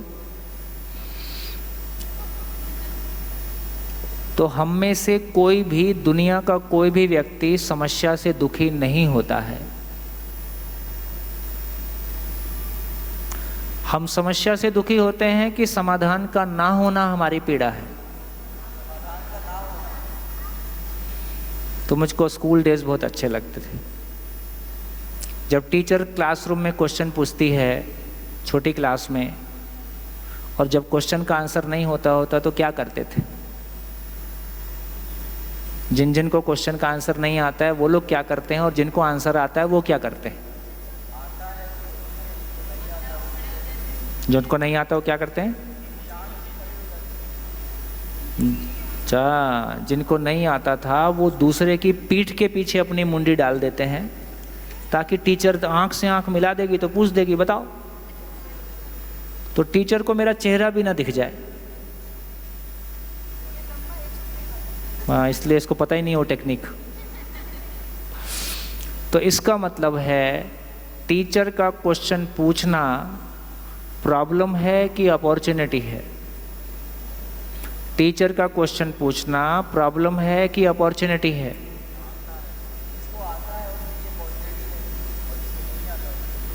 तो टीचर का क्वेश्चन पूछना ना प्रॉब्लम है ना अपॉर्चुनिटी है, एक घटना है।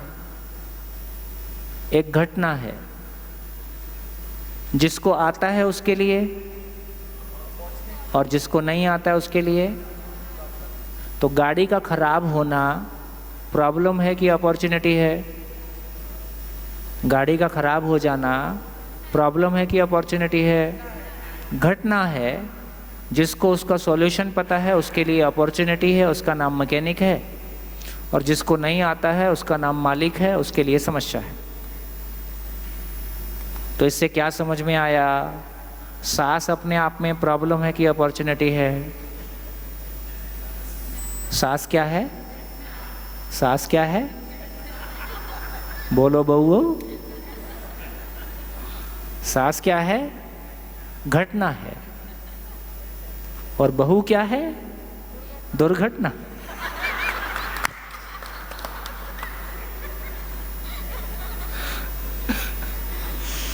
पहले सांस आती, बहू आती थी तो डरती डरती आती थी कि सांस कैसी होगी। अभी बहू आती है तो सांस डर रही होती है कि बहू कैसी होगी। ये तख्ता पलटने में मात्र 25 साल लगे। ये 25 साल में ऐसा सीन चेंज हुआ है। तो इसका अर्थ है कि अब तमाम दुनिया में जो भी कुछ है, जो भी कुछ घट रहा है, जो कुछ भी घट रहा है उसका नाम घटना है। क्या क्या घट रहा है?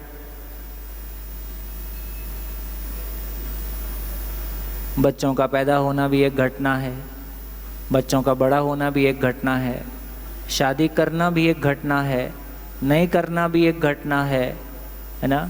जो कुछ भी है सब घटना है।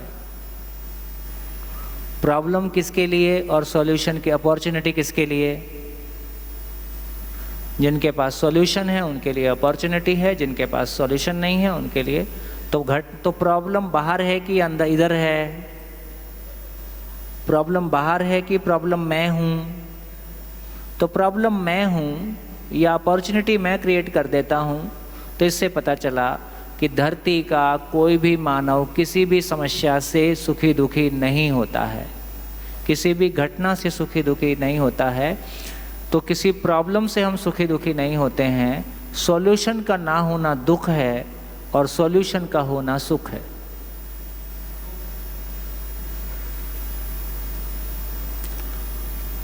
ये भी एक घटना है। देखो उसकी अपनी मौज है।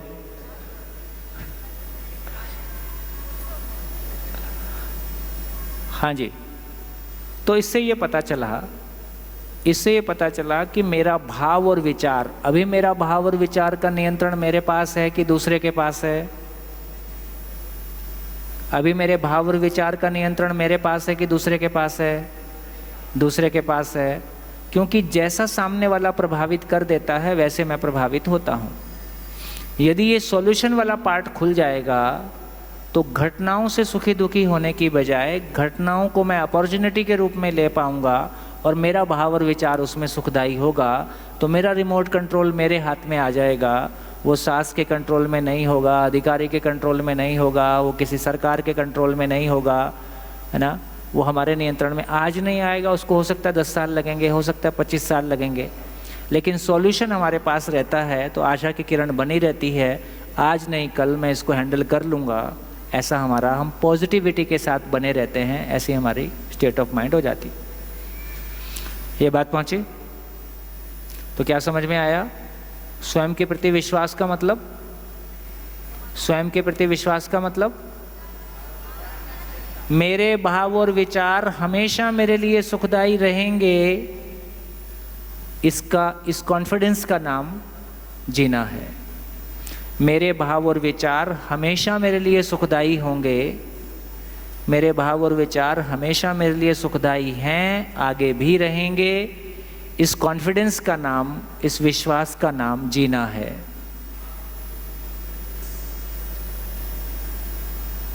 माइक आगे हाथ उठाओ, तब तो पता चलेगा तुमको माइक चाहिए। थोड़ा सा खड़े होके बोलोगे तो अच्छा लगेगा। हाँ, पोस्चर एक बना रहे हो भी। हेलो, आपने बोला भाव और विचार, तो सामने आ जाओ, ऐसा कैमरा उधर है। जैसा कि सर ने बोला कि भाव और विचार में कॉन्फिडेंस हो तब आपको उसको एक सुखी जीवन बोलेंगे, लेकिन भाव और विचार कितने हद तक हमारे कंट्रोल में है, ये एक बड़ा सवाल है। तो यही मेरा पॉइंट है। हाँ जी, तो कितने लोग चाहते हैं कि आपके भाव और विचार हमेशा सुखदायी हों? कितने लोग ऐसा चाहते हैं? सभी चाहते हैं। जितने मर गए दुनिया में आए थे वो भी चाहते होंगे, जितने और पैदा होने वाले हैं वो भी चाहते होंगे कि नहीं चाहते होंगे?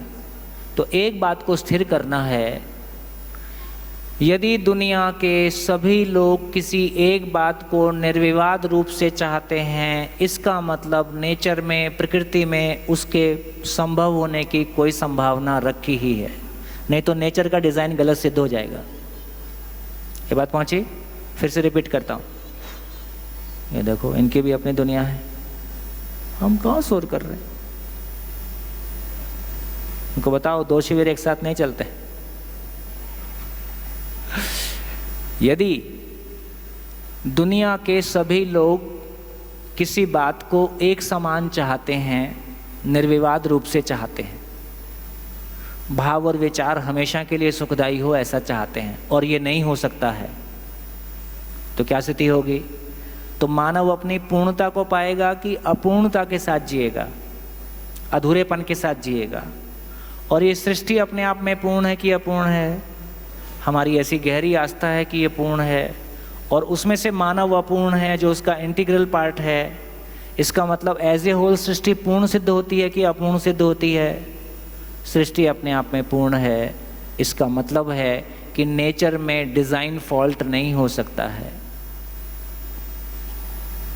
कितनी बड़ी आशा की किरण कि नेचर में डिज़ाइन फॉल्ट नहीं हो सकता है। यदि धरती के सभी लोग समान रूप से किसी चीज़ को चाहते हैं हमेशा हमेशा के लिए, तो उसके पूरा होने की कोई व्यवस्था अस्तित्व में है, नेचर में है। अभी हमको पता नहीं है, कल हो जाएगी। बढ़िया। अब सवाल ये खड़ा होता है कि भाव और विचार चीज़ क्या है? भाव और विचार चीज़ क्या है? हाँ जी, कितने लोगों को लगता है कि भाव और विचार एक ही चीज़ है? नहीं लगता है। कितने लोगों को लगता है कि भाव और विचार अलग अलग चीज़ है? सबको लगता है। तो कौन भाव और विचार को डिफरेंशिएट करेगा कि भाव क्या है, विचार क्या है? बोलो। भाव क्या है, विचार क्या है? जो पहली बार शिविर कर रहे हैं वो लोग शेयर करें। भाव और विचार क्या है, इसको शेयर करें। हाँ जी, माइक ले लें। हाँ जी, बाकी लोग ध्यान से सुने।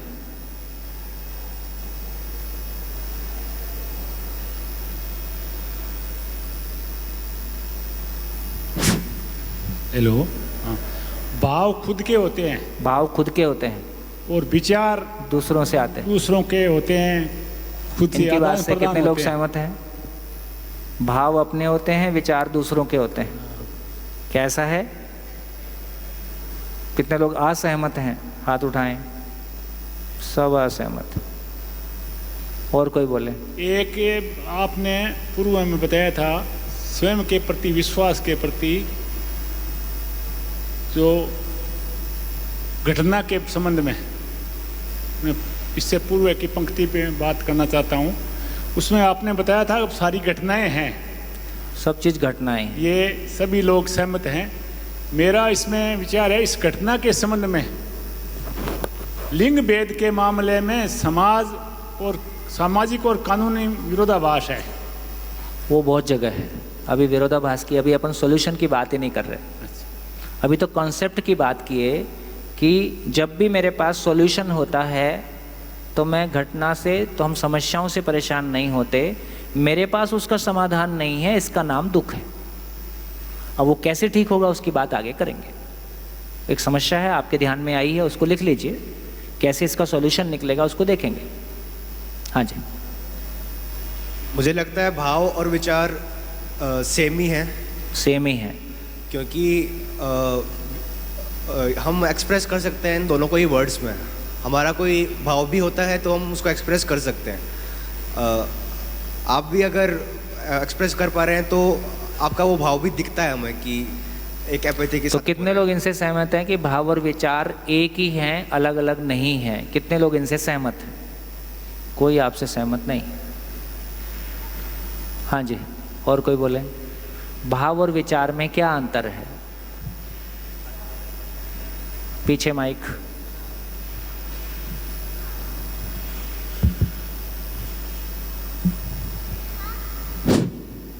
मैं महाराष्ट्र से हूँ, मोरेश्वर सूर्यवंशी।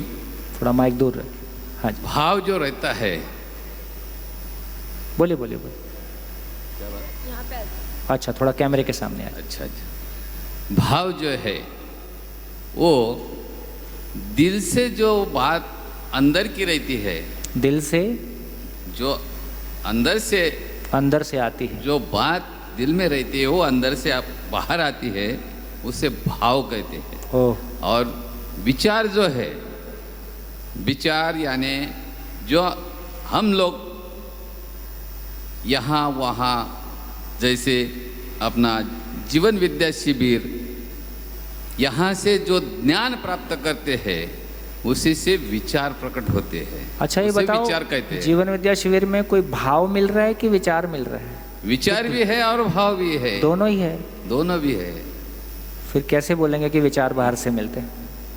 यानी भाव जो रहता है ना, समझो आपका प्रेम अगर भगवान से हो, उसका अगर चिंतन करते हो तो आंतरिक भाव जो रहता है उसे भाव कहते हैं।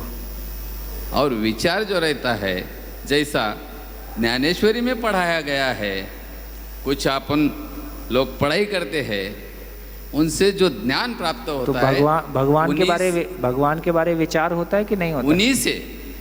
उन्हीं से वैचारिक प्रवृत्ति जो निर्माण होती है उसे विचार कहते हैं। भगवान के बारे विचार हो सकता है कि नहीं? फिर हो सकता है ना। और उसमें से भाव प्रकट होता है ना। हाँ जी। कितने लोग को समझ में आ गया?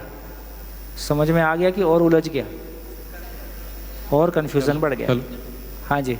हेलो, बोलिए सर। नमस्ते, मैं अभिनव सरोवा झुंझुनू से हूँ।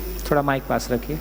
अभिनव सरोवा, अभिनव शर्मा, झुंझुनू से। झुंझुनू जी सर। सर मेरा निजी मत ये था। क्या करते हैं? मैं सर टीचर हूँ। टीचर जी जी। हाँ सर, मेरा निजी मत था कि विचार जो है वो प्राथमिक चीज़ है और भाव उसके बाद का रिजल्ट। विचार के बाद भाव है कि भाव के बाद विचार? पहले विचार उसके बाद भाव। कितने लोग को लगता है कि भाव के बाद विचार भी हो सकता है? भाव के बाद भी हो सकता है। हाँ, हो सकता है सर, असहमति का स्वागत है। तो विचार से भाव है कि भाव से विचार?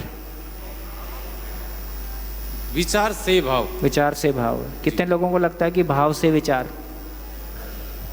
ऐसा भी है। हाँ हो सकते हो सकते। कन्फ्यूज़न है।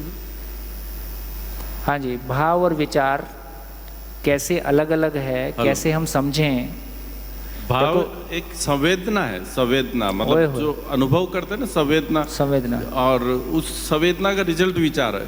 मैं आपसे क्या अनुभव करता हूँ, जैसे आपसे जो अभी आपसे चर्चा हुई है, उसकी संवेदना आती ना, ये दुख सुख जो भी अनुभव करते हैं अपन, उसको भाव कह सकते हैं मेरे हिसाब से। और विचार उसका रिजल्ट है, मतलब जो मेरा अच्छा लगा तो मैं आपसे। भाव का रिजल्ट विचार है कि विचार का रिजल्ट भाव है? मेरे हिसाब से तो भाव का रिजल्ट विचार है।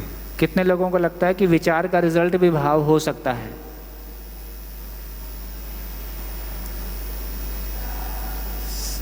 सर मेरा नाम दीपक सुहालका है, उदयपुर से हूँ। सर गुस्सा खुशी ये तो भाव हो गए। अगर मेरे को गुस्सा आ गया तो उसके बाद मेरे को लगेगा कि भाई मेरे को गुस्सा नहीं करना चाहिए था, मैंने गलत कर दिया, ये विचार है। तो भाव और विचार में आपने डिफरेंशिएट किया? हाँ सर, भाव के बाद ही विचार आते हैं। भाव के बाद ही विचार आते हैं। विचार के बाद भाव आ सकता है? सर वो एग्जाम्पल अभी दिमाग में नहीं आ रहा है, आ सकते हैं। हाँ जी, इस चर्चा से सभा को कैसा लग रहा है?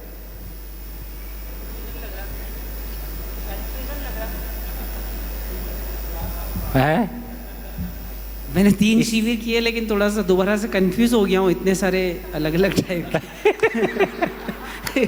ये मेरा चौथा शिविर है। शुरू में मैं कायम था कि पहले भाव आएगा और भाव के बाद फिर हमारे विचार की अभिव्यक्ति। वो तो ठीक है, कोई बात नहीं, उसको समझेंगे। ये मोबाइल है, इसके बारे में बात करेंगे तो कितनी क्लैरिटी से बात हो सकती है? 100% क्लैरिटी से बात हो सकती है। मेरा नाम संजय है, मैं जयपुर से हूँ।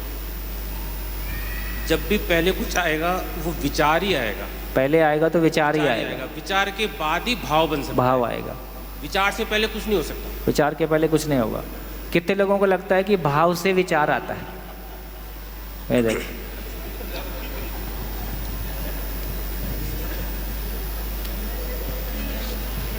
हाँ जी, अब बचा ये देखो, वही सब रिपीट करना हो तो मत करना, कुछ नया हो तो बोलो। मैं कोशिश करूंगा sir. Rakesh Kumar from Bharatpur. From Bharatpur. हाँ, क्या करते हो? मैं अध्यापन से जुड़ा हुआ हूँ सर। जी सर, भाव हृदय की संवेदनाओं से उत्पन्न होता है, वो अस्थायी होते हैं। भाव अस्थायी होते हैं, जबकि विचार उन संवेदनाओं से जनित मानसिक प्रक्रिया होगी जो लंबे समय तक रहती है। कम। कितने लोग चाहते हैं कि भाव स्थायी हो जाए?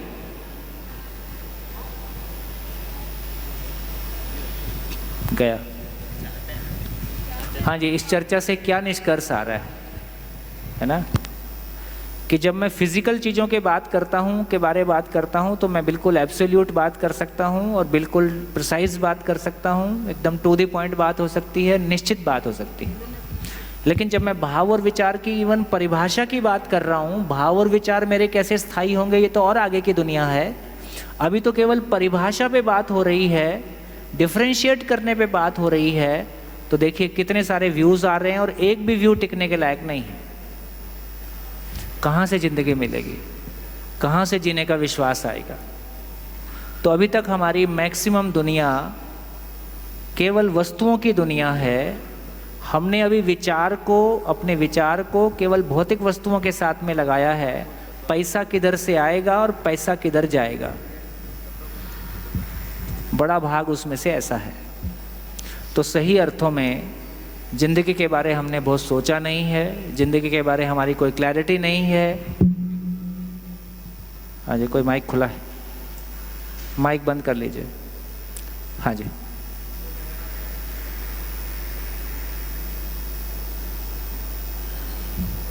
सर मेरा नाम विनायक सेन है, मैं भिलवाड़ा से हूँ। थोड़ा माइक पास में रखिए। मेरा नाम विनायक सेन है, मैं भिलवाड़ा से हूँ। सर विचार जो होता है वो भीलवाड़ा वालों से नहीं सुनना है। क्या सर? अच्छा, फ्रेश है क्या सर? सर पहला शिविर है। हाँ, पहला शिविर है। हाँ, फिर बोलो। सर जो विचार होते हैं ना वो मस्तिष्क में होते हैं, और मस्तिष्क में होते हैं, और भाव दिल में होते हैं। जो भाव होते हैं वो दिल से मस्तिष्क की ओर जाते हैं। ये देखो, और जो ये समझ में आया? ऐसे आप अकेले नहीं हो, यहाँ कई सारे हैं। अब ये 2 स्टेटमेंट देता हूँ। दिल में भाव होता है कि भाव से दिल प्रभावित होता है? हाँ, नहीं तो आपके पास तो और बहुत कुछ कहने के लिए है, दिल तो पागल है, आवारा है, नहीं कुछ भी कह दोगे। मस्तिष्क में विचार होता है कि विचार मस्तिष्क पे प्रोसेस होता है, विचार से मस्तिष्क प्रभावित होता है, विचार को मस्तिष्क प्रोसेस करता है, तो इसमें कुछ नहीं निकलता है। रिलैक्स हो जाओ। हाँ जी, हाँ जी। भैया समझ के किया गया जो भी काम होता है वो विचार के थ्रू ही होता है, और भाव में हम कोई चीज़ समझते नहीं, डायरेक्ट कर डालते हैं। चलिए परिभाषा लिख लेते हैं, फिर आगे बढ़ते हैं, ठीक है? और आपको कोई भी चीज़ मानने की आवश्यकता नहीं है, हर चीज़ को जांचिए, ठीक से उसको देखिए प्रैक्टिकली कैसे काम करता है। मैं लिख देता हूँ ताकि बोर्ड पे भी साथ साथ चलता रहे। भाव क्या है?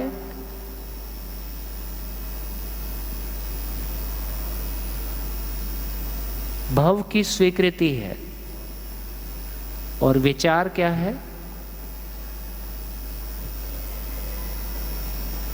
भाव का विश्लेषण है।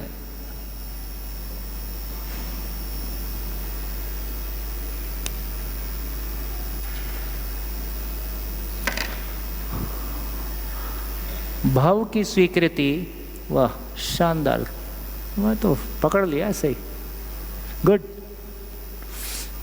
भाव की स्वीकृति भाव है और भाव का विश्लेषण विचार है। कुछ एग्जाम्पल से देखते हैं। भाव मतलब होना, आयुष्मान भाव। भाव मतलब होना, होना मतलब मिट्टी, पत्थर, मणि, धातु, पेड़, पौधे, पशु, पक्षी, सूरज, धरती, चांद, सितारे, सोलर सिस्टम, गैलेक्सी, तो जो कुछ भी है उसका नाम भाव है। भाव को मैंने कैसे स्वीकारा है, इसका नाम भाव है। भाव तो है ही, मैं समझूं नहीं समझूं, मानूं नहीं मानूं, जानूं नहीं जानूं, इससे भाव को कोई फर्क पड़ता है क्या? इसलिए बहुत अच्छी बात जो सुबह हमने की कि मानव में समझने की ताकत है और ये नेचर अपने आप में किसी नियम के साथ है। हम समझें नहीं समझें, जाने नहीं जाने, उससे नेचर को कोई फ़र्क पड़ता है क्या? नियम को कोई फ़र्क पड़ता है क्या? फाइनली फ़र्क पड़ता है तो किसको पड़ता है? फ़र्क पड़ता है तो किसको पड़ता है? मेरे पास यदि समझ नहीं है तो मेरे पास सॉल्यूशन नहीं है, मेरे पास सॉल्यूशन नहीं है तो हर घटना मेरे लिए दुख है, हर घटना मेरे लिए दुख है। तो काम की बात ये निकला कि सॉल्यूशन होना मेरे सुखपूर्वक जीने के लिए मेरी ज़रूरत है, मानव में समझने की क्षमता है और वो असीम है। तो केवल मानव का इतना ही मतलब है कि उसमें समझने का फैक्ट्री चलता है, और यदि एक मानव में समझने का काम चलता है तो मानव प्रॉब्लम की फैक्ट्री होगा कि सॉल्यूशन की फैक्ट्री होगा? उम्र बढ़ने के साथ साथ एक मानव प्रॉब्लम की फैक्ट्री हो जाए कि सॉल्यूशन की फैक्ट्री हो जाए? अभी प्रॉब्लम की फैक्ट्री हो गया है कि सॉल्यूशन की फैक्ट्री हो गया है? अभी वो प्रॉब्लम की फैक्ट्री है ना? अभी वो प्रॉब्लम, उससे ये कहलवा लो कि ये काम कैसे नहीं होगा ये उसको पता है।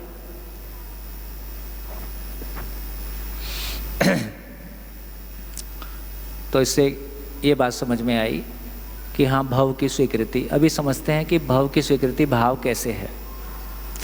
मैं जो एग्जांपल देता हूँ मैं उसी को रिपीट करूँगा।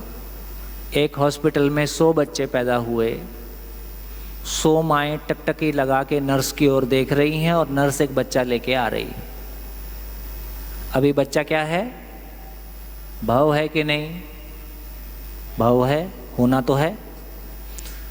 तो 100 माएँ टकटकी लगा के एक नर्स की ओर देख रही है। नर्स अपनी गोदी में एक बच्चा लेके आ रही है और सारी माएँ उसको देख रही हैं कि ये किसका है। धीरे से वो एक माँ की गोदी में जाके टिका देती है। उसी क्षण से उस माँ के लिए अब क्या हो गया? अब वो मेरा है, अब वो भाव हो गया। उसी क्षण से उसकी पूरी दुनिया बदल गई। अब वो बच्चा, उसकी ज़िंदगी में उसका सुख दुख हो गया, उसकी ज़िंदगी में उसके लिए सब कुछ हो गया। अभी न्यूज़ आई अखबार में कि नर्स ने 3 दिन बाद आके बताया कि गलती से मेरे से बच्चा एक्सचेंज हो गया था। क्या वो मेरे को अभी पिछले शिविर में किसी ने बताया कि बच्चे के अंगूठे में टैग लगाते हैं, नंबर सिस्टम चलता है 18, 19, 20, 21। अब जब टैग लगा रही थी तो उसको अपने पति की याद आ गई, आज उसने बहुत दुर्व्यवहार किया था, टैग दूसरे को लग गया। अब लग गया तो बच्चा दूसरे के पास पहुंच गया। संयोग से दोनों माएँ हिंदू मुस्लिम थी। अब फाइनली उन्होंने बच्चा बदलने से मना कर दिया, बोले हमारा तो यही है, तुमको गलतफहमी हुई होगी। तो इससे क्या सिद्ध होता है? इससे ये सिद्ध होता है जो लोग हॉस्पिटल में पैदा हुए हैं उनके बारे में कुछ कहना मुश्किल है।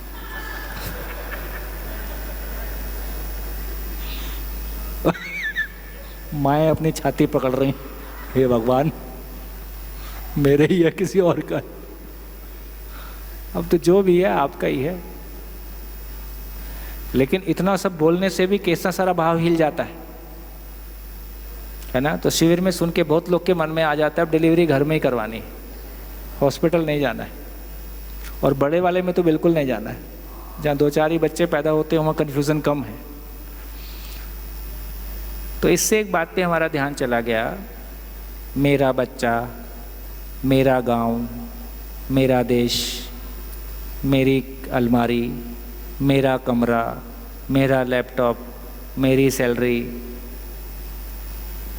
कैसा है? भाव है, जिसको जैसा मैंने स्वीकारा है। और ये भी देखें कि हमारी स्वीकारोक्ति, हमारा स्वीकार स्वयं के लिए पूर्ण है कि अपूर्ण है। मैंने अपने आप को कंप्लीटली स्वीकारा हुआ है कि पार्शियली स्वीकारा हुआ है? क्या लगेगा? क्या लगता है? पार्शियली स्वीकारा हुआ है। यदि शरीर वाले पार्ट में जाएं तो हो सकता है शरीर की कुछ चीज़ों को मैंने स्वीकारा हुआ है, कुछ चीज़ों को अस्वीकारा हुआ है। किसी को लगता है मेरा हाइट ठीक नहीं है, किसी को लगता है मेरा कलर ठीक नहीं है, किसी को कुछ और लग सकता है, किसी को लगता है मेरा शरीर ही ठीक नहीं है, स्त्री क्यों हो गया, पुरुष होता तो ठीक रहता, और किसी को उल्टा भी लग सकता है। तो इसका मतलब है कि अपने शरीर को मैंने कैसे स्वीकारा हुआ है, मैं उसको ब्लैक एंड वाइट में ला सकता हूँ कि नहीं, लिख सकता हूँ कि नहीं, लिख सकता हूँ। तो मेरे को लगता है ये बहुत अच्छी एक्सरसाइज है कि मैंने अपने आप को कैसे स्वीकारा हुआ है उसको मैं लिखूं।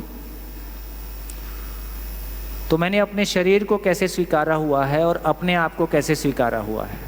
किसी को अपनी जॉब स्वीकार नहीं है, किसी को अपनी कोई योग्यता बहुत बढ़िया स्वीकार है, कोई दूसरी योग्यता के बारे लगता है कि मेरी ये योग्यता ठीक नहीं है। तो कितना सारा माल निकलेगा, है ना।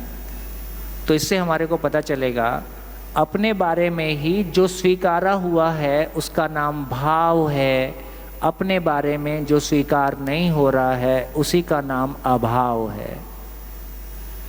यदि मैंने अपनी हाइट को नहीं स्वीकारा है, कलर को नहीं स्वीकारा है, तो मुझ में हाइट को लेके अभाव की मानसिकता है, कलर को लेके अभाव की मानसिकता है।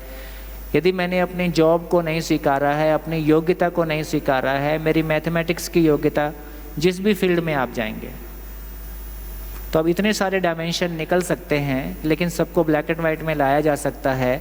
किस मामले में मैंने अपने आप को स्वीकारा हुआ है, किस मामले में अस्वीकारा हुआ है, मेरे किस संबंध को मैंने कैसे स्वीकारा हुआ, मैंने अपनी पत्नी को कैसे स्वीकारा हुआ है। तो पत्नी की कोई चीज़ें ऐसी होंगी, कोई गुण ऐसे होंगे जिसको हमने स्वीकारा हुआ है, उसकी कोई आदतें ऐसी ज़रूर होंगी जिसको हमने अस्वीकार किया है।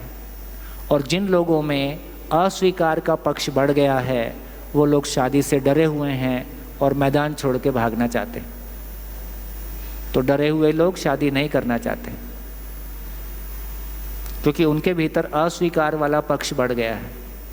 मैं कैसे हैंडल करूँगा, इससे उसको डर लगता है, ठीक। और ये डर जब ज़्यादा बढ़ जाता है तो चाहे फिर परिवार के लिए अस्वीकृति है कि देश के लिए अस्वीकृति है या किसी दूसरे देश के लिए स्वीकृति है, तो स्वीकृति अस्वीकृति हमारी पूरी दुनिया है और ये बदलती रहती है। आज जिसके लिए स्वीकृति है उसके लिए कल अस्वीकृति हो सकता है, जिसके लिए कल अस्वीकृति थी आज उसके लिए स्वीकृति हो सकता है, और यह आमूल चूल परिवर्तन हो सकता है। बढ़िया, इसका नाम भाव है। विचार क्या है? जब मैं आपके सामने प्रस्तुत होता हूँ तो क्या करता हूँ? मेरे पास तो 8 दिन ना कोई नोट्स रहेंगे, ना कोई बुक्स रहेगी, ना कोई टॉपिक रहेगा। आप जहाँ से बात करते जाओगे वहाँ से उठा के बात करते जाएंगे और हम 8 दिन चलते जाएंगे और 1 महीना भी चल सकते हैं। क्या करूँगा? मेरे पास ना कोई याद रखने का दबाव है, ना आपके क्वेश्चन का दबाव है। क्यों? क्योंकि मेरे पास जिंदगी का भाव है ना। कभी अपनी पत्नी और अपने बच्चे को देख के ऐसा लगता है, कहीं देखा देखा सा लगता है? क्योंकि वो भाव के रूप में है, स्वीकारा हुआ है, गहरे में स्वीकारा हुआ है ना। दूसरे जैसे मैं बहुत सारे लोगों से लगातार मिलता हूँ तो किसी का चेहरा याद रह जाता है, पर ये सूरत में मिला था कि दिल्ली में मिला था कि मुंबई में मिला था, ऐसा मिक्स हो जाता है ना। क्योंकि स्वीकारोक्ति उस लेवल की है कि हाँ कभी शिविर में पार्टिसिपेट किया है ना। लेकिन घर जाके मेरे बच्चे को देख के ऐसा नहीं लगता है कि मुंबई में मिला था क्या, है ना। ऐसी प्रॉब्लम नहीं आती।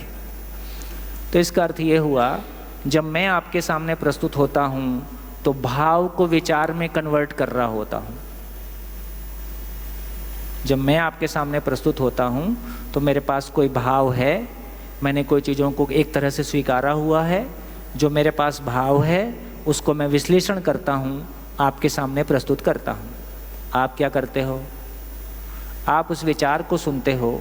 विचार को सुन के वो जब समझ में आता है, आपको स्वीकार हो जाता है, तो वो भाव के रूप में आपके भीतर स्थिर हो जाता है। तो मैं भाव को विचार में बदलता हूँ। और समझने का, समझाने का मतलब है भाव से विचार है, समझने का मतलब है विचार से भाव है। ताली बजा सकते हो?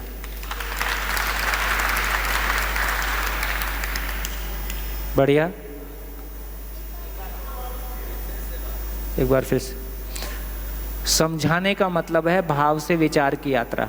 भाव को विचार पूर्वक प्रस्तुत करना, इसका नाम दूसरे के समझने के लिए सूचनाएं देना। समझाना मतलब भाव से विचार, समझना मतलब विचार से भाव।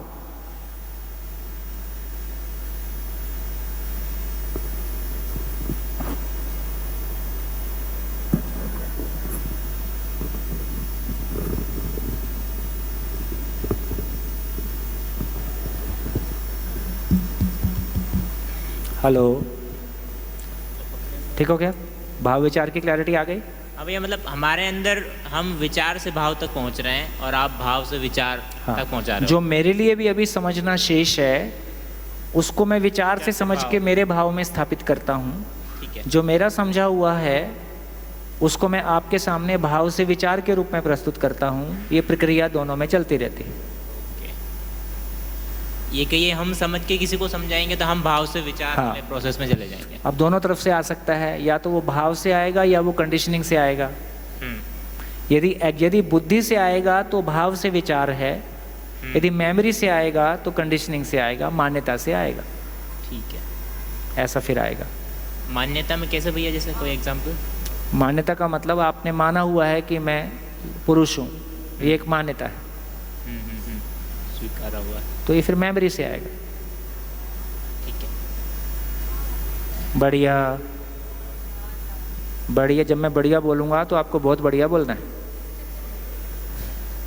एक ही बात है जो मानने के लिए कह रहा हूँ, बाकी नहीं कहूँगा। तो लिख डालिए, भाव और विचार को लेके आपकी क्लैरिटी क्या बनी, क्या समझ में आया। Thank you.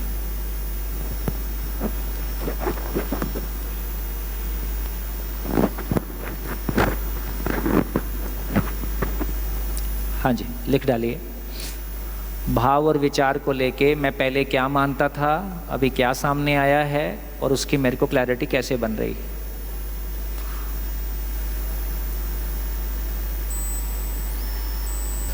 सर यहाँ पर बोर्ड पे लिखा है आपने, भावों का अभाव और विचारों का अंतर विरोध जी सुख या दुख का कारण बनता है। जी अभी आप अपना भाव हमारे सामने प्रकट कर रहे हैं, ये हमारे विचार बन रहे हैं।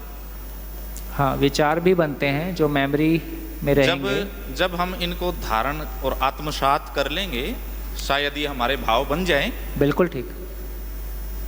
तो अंतर विरोध, विचारों का अंतर विरोध, हाँ, ये विरोध होना चाहिए, शायद अंतर विरोध नहीं। अंतर विरोध का मतलब है कि मेरे ही अंदर कोई एक विचार पहले से है जी, वो भी मेरे को ठीक लगता है जी, ये दूसरा विचार आ जाता है, ये भी मेरे को ठीक लगता है जी। दो जो ठीक लगते हैं इसमें अंतर विरोध, और दोनों एक दूसरे के अपोजिट खड़े हो जाते हैं जी, इसका नाम अंतर विरोध है। हाँ, ये सुख और दुख का कारण बनता है, ऐसा है।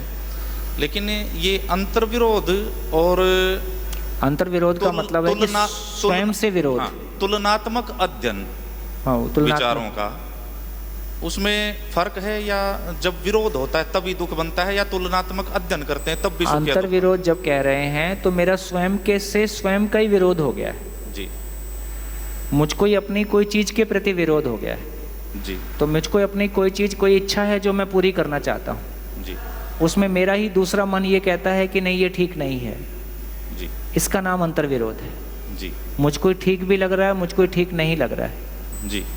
तो जब तक ये डिसीजन की स्थिति में नहीं आता, तो क्या उससे पहले ही हम डिसाइड कर लें कि ये सुख है या दुख है? तब तक वो कन्फ्यूज़न ही है। कन्फ्यूज़न का नाम दुख ही है। अब नाम और जो भी दे लो, सुख तो नहीं हो सकता है। जी, थैंक यू जी। पड़ोस में देंगे। भैया हाँ, ये जो आपने बताया कि समझना विचार से भाव की तरफ की यात्रा है, तो ये मुझे सही से समझ नहीं आया, प्लीज़ थोड़ा इलेबोरेट कर दीजिए। समझने का मतलब है, जैसे मैं एक विचार को आपके सामने प्रस्तुत करता हूँ, आप उस विचार को सुनते हो। विचार किसके बारे है? वो किसी वास्तविकता के बारे है। उस वास्तविकता के बारे जो विचार आपके पास आया वो आपकी मेमोरी में इकट्ठा होगा, आप उसको प्रोसेस करोगे और उसके अनुरूप यदि वो स्वीकार हो जाता है तो उसका नाम भाव है। तो ये अभी कंडीशनिंग वाला भाग है। यदि उसका साक्षात्कार हो जाता है, यदि साक्षात्कार के लायक कोई चीज़ है, तो वो एक निरंतर भाव हो गया। ऐसा सर जी, कोई घटना है, उसकी स्वीकृति भाव है। हाँ, अगर उस घटना की अस्वीकृति है, वो भी तो भाव होना चाहिए ना। हाँ, तो स्वीकृति को ही हमने भाव के रूप में क्यों देखा है? स्वीकृति ही भाव। अगर मैं कोई एक घटना हुई, मेरे लिए अस्वीकृति है, वो भी तो मेरा एक भाव ही है ना। हाँ, उसको हमने, स्वीकृति को ही हमने पॉजिटिव कनोटेशन दिया है, इसके आधार पे अस्वीकृति को हम पॉजिटिव कनोटेशन नहीं दे रहे हैं। हाँ, उसमें थोड़ा सा आगे चलेंगे तो ये बात आएगी। जैसे क्रोध एक भाव है कि नहीं है? क्रोध एक भाव है। हाँ, हाथ उठाओ। ठीक है। क्रोध एक भाव है कि स्नेह का अभाव है? भाव मतलब भव, भव मतलब होना, होना मतलब निरंतरता। यदि क्रोध एक भाव है तो क्रोध की निरंतरता हो जाएगी, क्रोध से कभी मुक्ति नहीं होगी। तो हम भव को पहचानना पड़ेगा।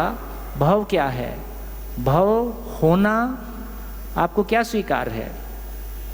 दो लोगों के बीच में दोनों को स्नेह स्वीकार है कि दोनों को द्वेष स्वीकार है? स्नेह स्वीकार है ना। तो स्नेह ही स्वीकार है। स्नेह का मतलब है कि आप हो, मैं हूं, मैं आपके होने को स्वीकार करता हूं, आप मेरे होने को स्वीकार करते हो, इसी का नाम स्नेह है। मैं आपके होने को अस्वीकार करता हूं, आप मेरे होने को अस्वीकार करते हो, जबकि मैं हूं, आप भी हो। तो ये रियलिटी है या इमेजिनेशन है? ये रियलिटी नहीं है। रियलिटी ये है कि आप हो और मैं भी हूं। तो जो है उसको स्वीकार करें, इसका नाम भाव है। भाव को पहचानने की ताकत नहीं है, इसी का नाम अभाव है। लेकिन इसमें एक बात ये आती है कि आपने जो एग्जाम्पल लिया कि मैं हूँ आप हैं तो दो लोग हैं, ठीक है। लेट्स से कि कोई एक ऐसी घटना मेरे जीवन में होती है, ले ना घटना ले, घटना लेना। मैं एक एग्जाम्पल लेता हूँ कि जैसे मैं IIM लखनऊ से ग्रेजुएट जब हुआ तो उसके बाद मैंने अपनी एक कंपनी डाली। वो कंपनी किसी वजह से कोरोना में आके बंद करनी पड़ी मुझे, वो एक घटना थी। अब उस घटना को मैं आज तक स्वीकार नहीं कर पाया, ये भी मेरा एक भाव है। ये अभाव है, भाव नहीं है ये। अब सुनो, आपने एक कंपनी डाली, हमको क्या याद रहता है? मानव को एक ही धंधा है, सुख की तलाश, और उसको सुख ही याद रहता है। फिर ये दुख क्यों याद रहता है? उस जगह में सुख क्यों नहीं मिला, ये उसको याद रहता है। तो बेसिकली जितने भी दुखद घटनाएं हैं, कंपनी बंद हो गई, जबकि आपने उसको अपने बच्चे की तरह पाला, आपने उसके साथ अपने सपने जोड़े, और वो कोरोना में आपका कोई दोष, आपकी कोई अयोग्यता थी नहीं, और वो सफल हो सकती थी, इसकी पूरी संभावना थी। तो उस सिचुएशन में उस कंपनी का बंद होना, ये हमको स्वीकार हो रहा है कि नहीं हो रहा है? स्वीकार नहीं हो रहा है। नहीं हो रहा है, नहीं हो रहा है। तो ये भाव है कि अभाव है? लेकिन इसमें एक चीज में ये निकल के भी आती है ना कि जो अगर मुझे वो स्वीकार नहीं हो रहा है तो इसके वजह से मैं उन कारणों पर भी जा रहा हूँ, हाँ, जिन कारणों की वजह से वो फेल हुआ। अब फिर वो भाव हो जाएगा, फिर वो स्वीकार हो जाएगा। तो सॉल्यूशन ही स्वीकार होता है, योग्यता ही स्वीकार होती है, अयोग्यता स्वीकार नहीं होती है ना, प्रॉब्लम स्वीकार नहीं होती। शानदार, बहुत बढ़िया, अच्छा डिस्कशन रहा, कुछ अच्छी बात हुई, अपने तक पहुंच। आप बताओ क्या बात हुई, बोल के बताओ क्या पहुंचा आप तक इस चर्चा से? नहीं, माइक तो दिया जा सकता है वापस। इस चर्चा से आप तक क्या, देखो अब इस चर्चा से ये समझना है कि आपकी मनस्थिति पहले कैसी थी उस बात को लेके, और अभी आपकी मनस्थिति उससे कैसी हुई? मेरी मनस्थिति जो पहले थी, चर्चा के पहले, वो ये थी कि मेरे हिसाब से अस्वीकृति भी भाव है और स्वीकृति भी भाव है। हाँ, अस्वीकृति भाव है, इस तरीके उसका विश्लेषण मेरे इन विचारों में है कि मेरे साथ जो हुआ उसमें और मैं क्या बदलाव कर सकता था जिससे मैं अगली बार फेल ना हूँ। हाँ, मेरे लिए वो इसलिए अस्वीकृति भाव बन रही थी। हाँ, अब चर्चा से समझ में यह आ रहा है कि वो शायद विश्लेषण में इसलिए कर रहा हूं क्योंकि मुझे वो स्वीकृति हो गई, जो मैं रियलाइजेशन नहीं कर पा रहा था, जो शायद वो एक हाँ, अभी थॉट प्रोसेस में आया कि नहीं, शायद वो भी स्वीकृति है, मैं विश्लेषण भी इसीलिए कर रहा हूँ। हाँ, अगर जी अगर वो स्वीकृति ना होती तो शायद मैं विश्लेषण नहीं करता, तो विचारों में नहीं आता, जो मैं विचार पे चल, मतलब अल्टीमेटली पहुंच वहीं रहा हूँ, बट स्टार्टिंग कनोटेशन डिफरेंट होके पहुंच रहा था मैं। हाँ, तो इसका अर्थ हुआ कि हमको भाव ही स्वीकार है, अभाव स्वीकार नहीं है। हाँ, है ना, और हम सारा विश्लेषण इसलिए कर रहे हैं कि वो स्वीकार हो जाए, ताकि मैं भाव पूर्वक जी सकूं, सुख पूर्वक जी सकूं। हेलो, हाँ जी। ये भाव का मतलब ये हुआ कि यूनिवर्सल ट्रुथ, मतलब जो हाँ, कभी नहीं बदल सकता। यूनिवर्सल ट्रुथ का मतलब है कि ये मैंने उस नियम के साथ जाके जोड़ने की कोशिश की है जहाँ पे मैं उस चीज़ को एक्सेप्ट कर पाऊँ। अभी ये चित्त के लेवल पे भी हो सकता है और बुद्धि का लेवल भी हो सकता है, परंतु सबके भाव तो अलग अलग होते हैं, वो भी अपने आप को सत्य मानते हैं। हाँ, ये भी समझना है कि सबके भाव अलग अलग होते हैं। तो भ्रमित मानव के भाव अलग अलग होते हैं, सही मानव के भाव सही होते हैं। ये कौन सी प्रयोगशाला जो 100% अप्रिशिएट हो गया कि ये इसके यूनिवर्सल ट्रुथ के साथ 6 दिन बाकी हैं। जी नहीं, मतलब ये भाव की जो डेफिनेशन आपने यूनिवर्सल ट्रुथ के साथ जोड़ी, ये थोड़ा विरोधाभास है, ये कहना कैसे कि भाव, जैसे मेरा भाव है आपके प्रति मैं सम्मान कर रहा हूँ, हाँ, और मैं उसके प्रति असम्मान कर रहा हूँ, ये भी एक भाव ही तो है। उसमें हाँ, दूसरे के प्रति का क्या मतलब हुआ? अपने को यही समझना है कि आप क्या चाहते हो, सुखी होना चाहते हो कि दुखी होना चाहते हो? मैं चाहता हूँ आपका, एक एक करके चलते हैं, स्टेप बाय स्टेप चलते हैं। आप सुखी होना ही चाहते हो। जब आप किसी का अपमान अपने में सोचते हो, जब किसी को अपमानित करने का सोचते हो, या किसी के लिए आपके भीतर सम्मान नहीं है, उस क्षण में आप किस मनस्थिति में होते हो? आपको अच्छा लगता है कि खराब लगता है, बेचैनी लगती है। जब किसी के प्रति सम्मान का भाव आपके भीतर रहता है, उस समय आपका मन कैसा होता है? मैं किसी के प्रति असम्मान हूँ, कोई मेरा असम्मान करे, वो भी तो एक भाव आता है। हाँ, किसी ने मेरा असम्मान किया है इसलिए मैंने उसका अपमान किया है, या मैं उसका सम्मान नहीं करता हूँ। उसका रिएक्शन यूनिवर्सल ट्रुथ के साथ होगा। कोई मेरे को आके थप्पड़ मार दे, यूनिवर्सल ट्रुथ क्या कहेगा भाव में? अभी रुक जाओ, अभी यूनिवर्सल ट्रुथ धीरे धीरे। अभी पहली स्थिति यह है कि किसी ने आपका अपमान किया है इसलिए आप उसका सम्मान नहीं कर पाते हैं, ये एक सिचुएशन है। यदि इस सिचुएशन को संवाद से वहाँ तक पहुँचाया जाए कि वो भी आपका सम्मान करने लगा है और आप भी उसका सम्मान करने लगे हैं, तो दोनों में सुखदायी स्थिति कौन सी होगी? नहीं, ये चीज होती नहीं ना। ओहो, अभी फिर वहीं रुको, ऐसे नहीं चलेगा। हर बार हमको क्या होता है क्या नहीं होता है फिर से लौट के वहीं आना पड़ेगा कि हम मूल में सभी लोग क्या चाहते हैं। झगड़े के साथ बने रहना चाहते हैं कि दोस्ती के साथ बने रहना चाहते हैं? सब महात्मा गांधी बनना चाहते हैं, पर किसी ने ओहो, महात्मा गांधी को छोड़ो, आप अपने परिवार में अपने परिवार के लोगों के साथ में झगड़ा चाहते हो कि मैत्री चाहते हो? प्रेम, सम्मान, सुख। अब गुंजाइश नहीं है भागने की। अब बोलो झगड़ा चाहता हूँ। नहीं, सबके प्रति चाहते हैं। अरे इसका मतलब ये हुआ मैं तो सभी से चाहता हूँ, उसकी मेरी योग्यता नहीं है, इतना स्वीकार आ जाए, अगले 6 दिन बाकी हैं। ठीक है, और क्या? हाँ जी भैया। हाँ जी, यहाँ कहाँ हो? हाँ भैया, भूतकाल की पीड़ा, वर्तमान से विरोध और भविष्य की चिंता, हाँ, ये भाव हैं या फिर विचार हैं हमारे? भूतकाल की पीड़ा, वर्तमान से विरोध, ये सब अभाव है। अभाव। और ये मेरे लिए दुखदाई है। भैया हेलो। हाँ जी भैया, इधर कहाँ हो? हाँ भैया, तो इसका मतलब जो भी घटना मेरे साथ होती है उसको मैं स्वीकृत करती जाऊं, जो भी होता है मेरे साथ उसको मैं एक्सेप्ट करती जाऊं, चाहे वो गलत हो या सही हो। मतलब ये भी लॉजिक ठीक है। मतलब मेरे साथ अगर कुछ गलत होता है, लाइक अगर कोई चोरी होती है, मर्डर होता है, किसी का रेप होता है, तो हम उसको सब स्वीकृत करते जाएं। ऐसा मैं नहीं कह रहा हूँ, आप कह रही हो। नहीं, मतलब मैं आपसे पूछ रही हूँ। हाँ, लॉजिक ठीक है, लॉजिक ऐसे ही जाएगा जैसे आप जा रहे हो। तो इसका मतलब ये हुआ, फिर क्या स्वीकार है? मानव को क्या स्वीकार होगा? तो मानव को व्यवस्था स्वीकार है कि अव्यवस्था स्वीकार है? मतलब परिवार में अगर आपको कोई सम्मान नहीं देना चाहता है, कोई आपके साथ, मैंने जो बोला वो आपने सुना ही नहीं। हमको व्यवस्था स्वीकार है कि अव्यवस्था स्वीकार है? लेकिन फिर सही गलत क्या? ओहो, जो मैंने कहा उसको सुन तो लो। हाँ। मानव को व्यवस्था स्वीकार है कि अव्यवस्था स्वीकार है? व्यवस्था स्वीकार है, लेकिन कुछ लोग तो अव्यवस्थित करने में भी लगे हैं ना, तो हम उसको भी स्वीकृत कर लें। ओहो,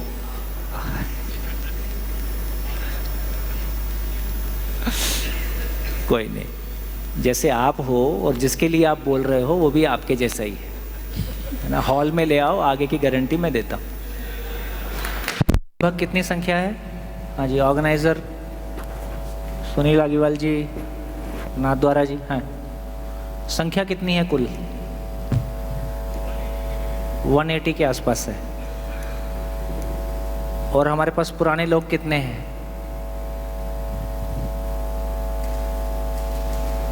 15 लोग होंगे, 10 लोग होंगे, ऐसा मान लेते हैं। 11-12 हैं तो 10 मान लेते हैं। हाँ जी सुनील भाई, 180 की संख्या बता रहे हैं। और टोटल हमारे पास पुराने लोग कितने हैं जो गोष्ठियों में सहयोगी हो सकें, जो रात को यहाँ उपलब्ध रहेंगे? भोजन कितने बजे रहेगा? 7:30। तो 7:30 से 8:30 भोजन हो गया, थोड़ा घूमना फिरना हो गया। तो गोष्ठी का समय रात को ग्रुप्स में बैठने का 8:30 रखें कि 9 रखें? 8:30 चलेगा? वो 8:30 करते करते थोड़ा बैठते बैठते भी टाइम लग जाता है, तो 8:30। तो 8:30 बजे हम गोष्ठी करेंगे। और कितने ग्रुप बना लें? 10 ग्रुप बनाएं, 12 ग्रुप बनाएं, 10?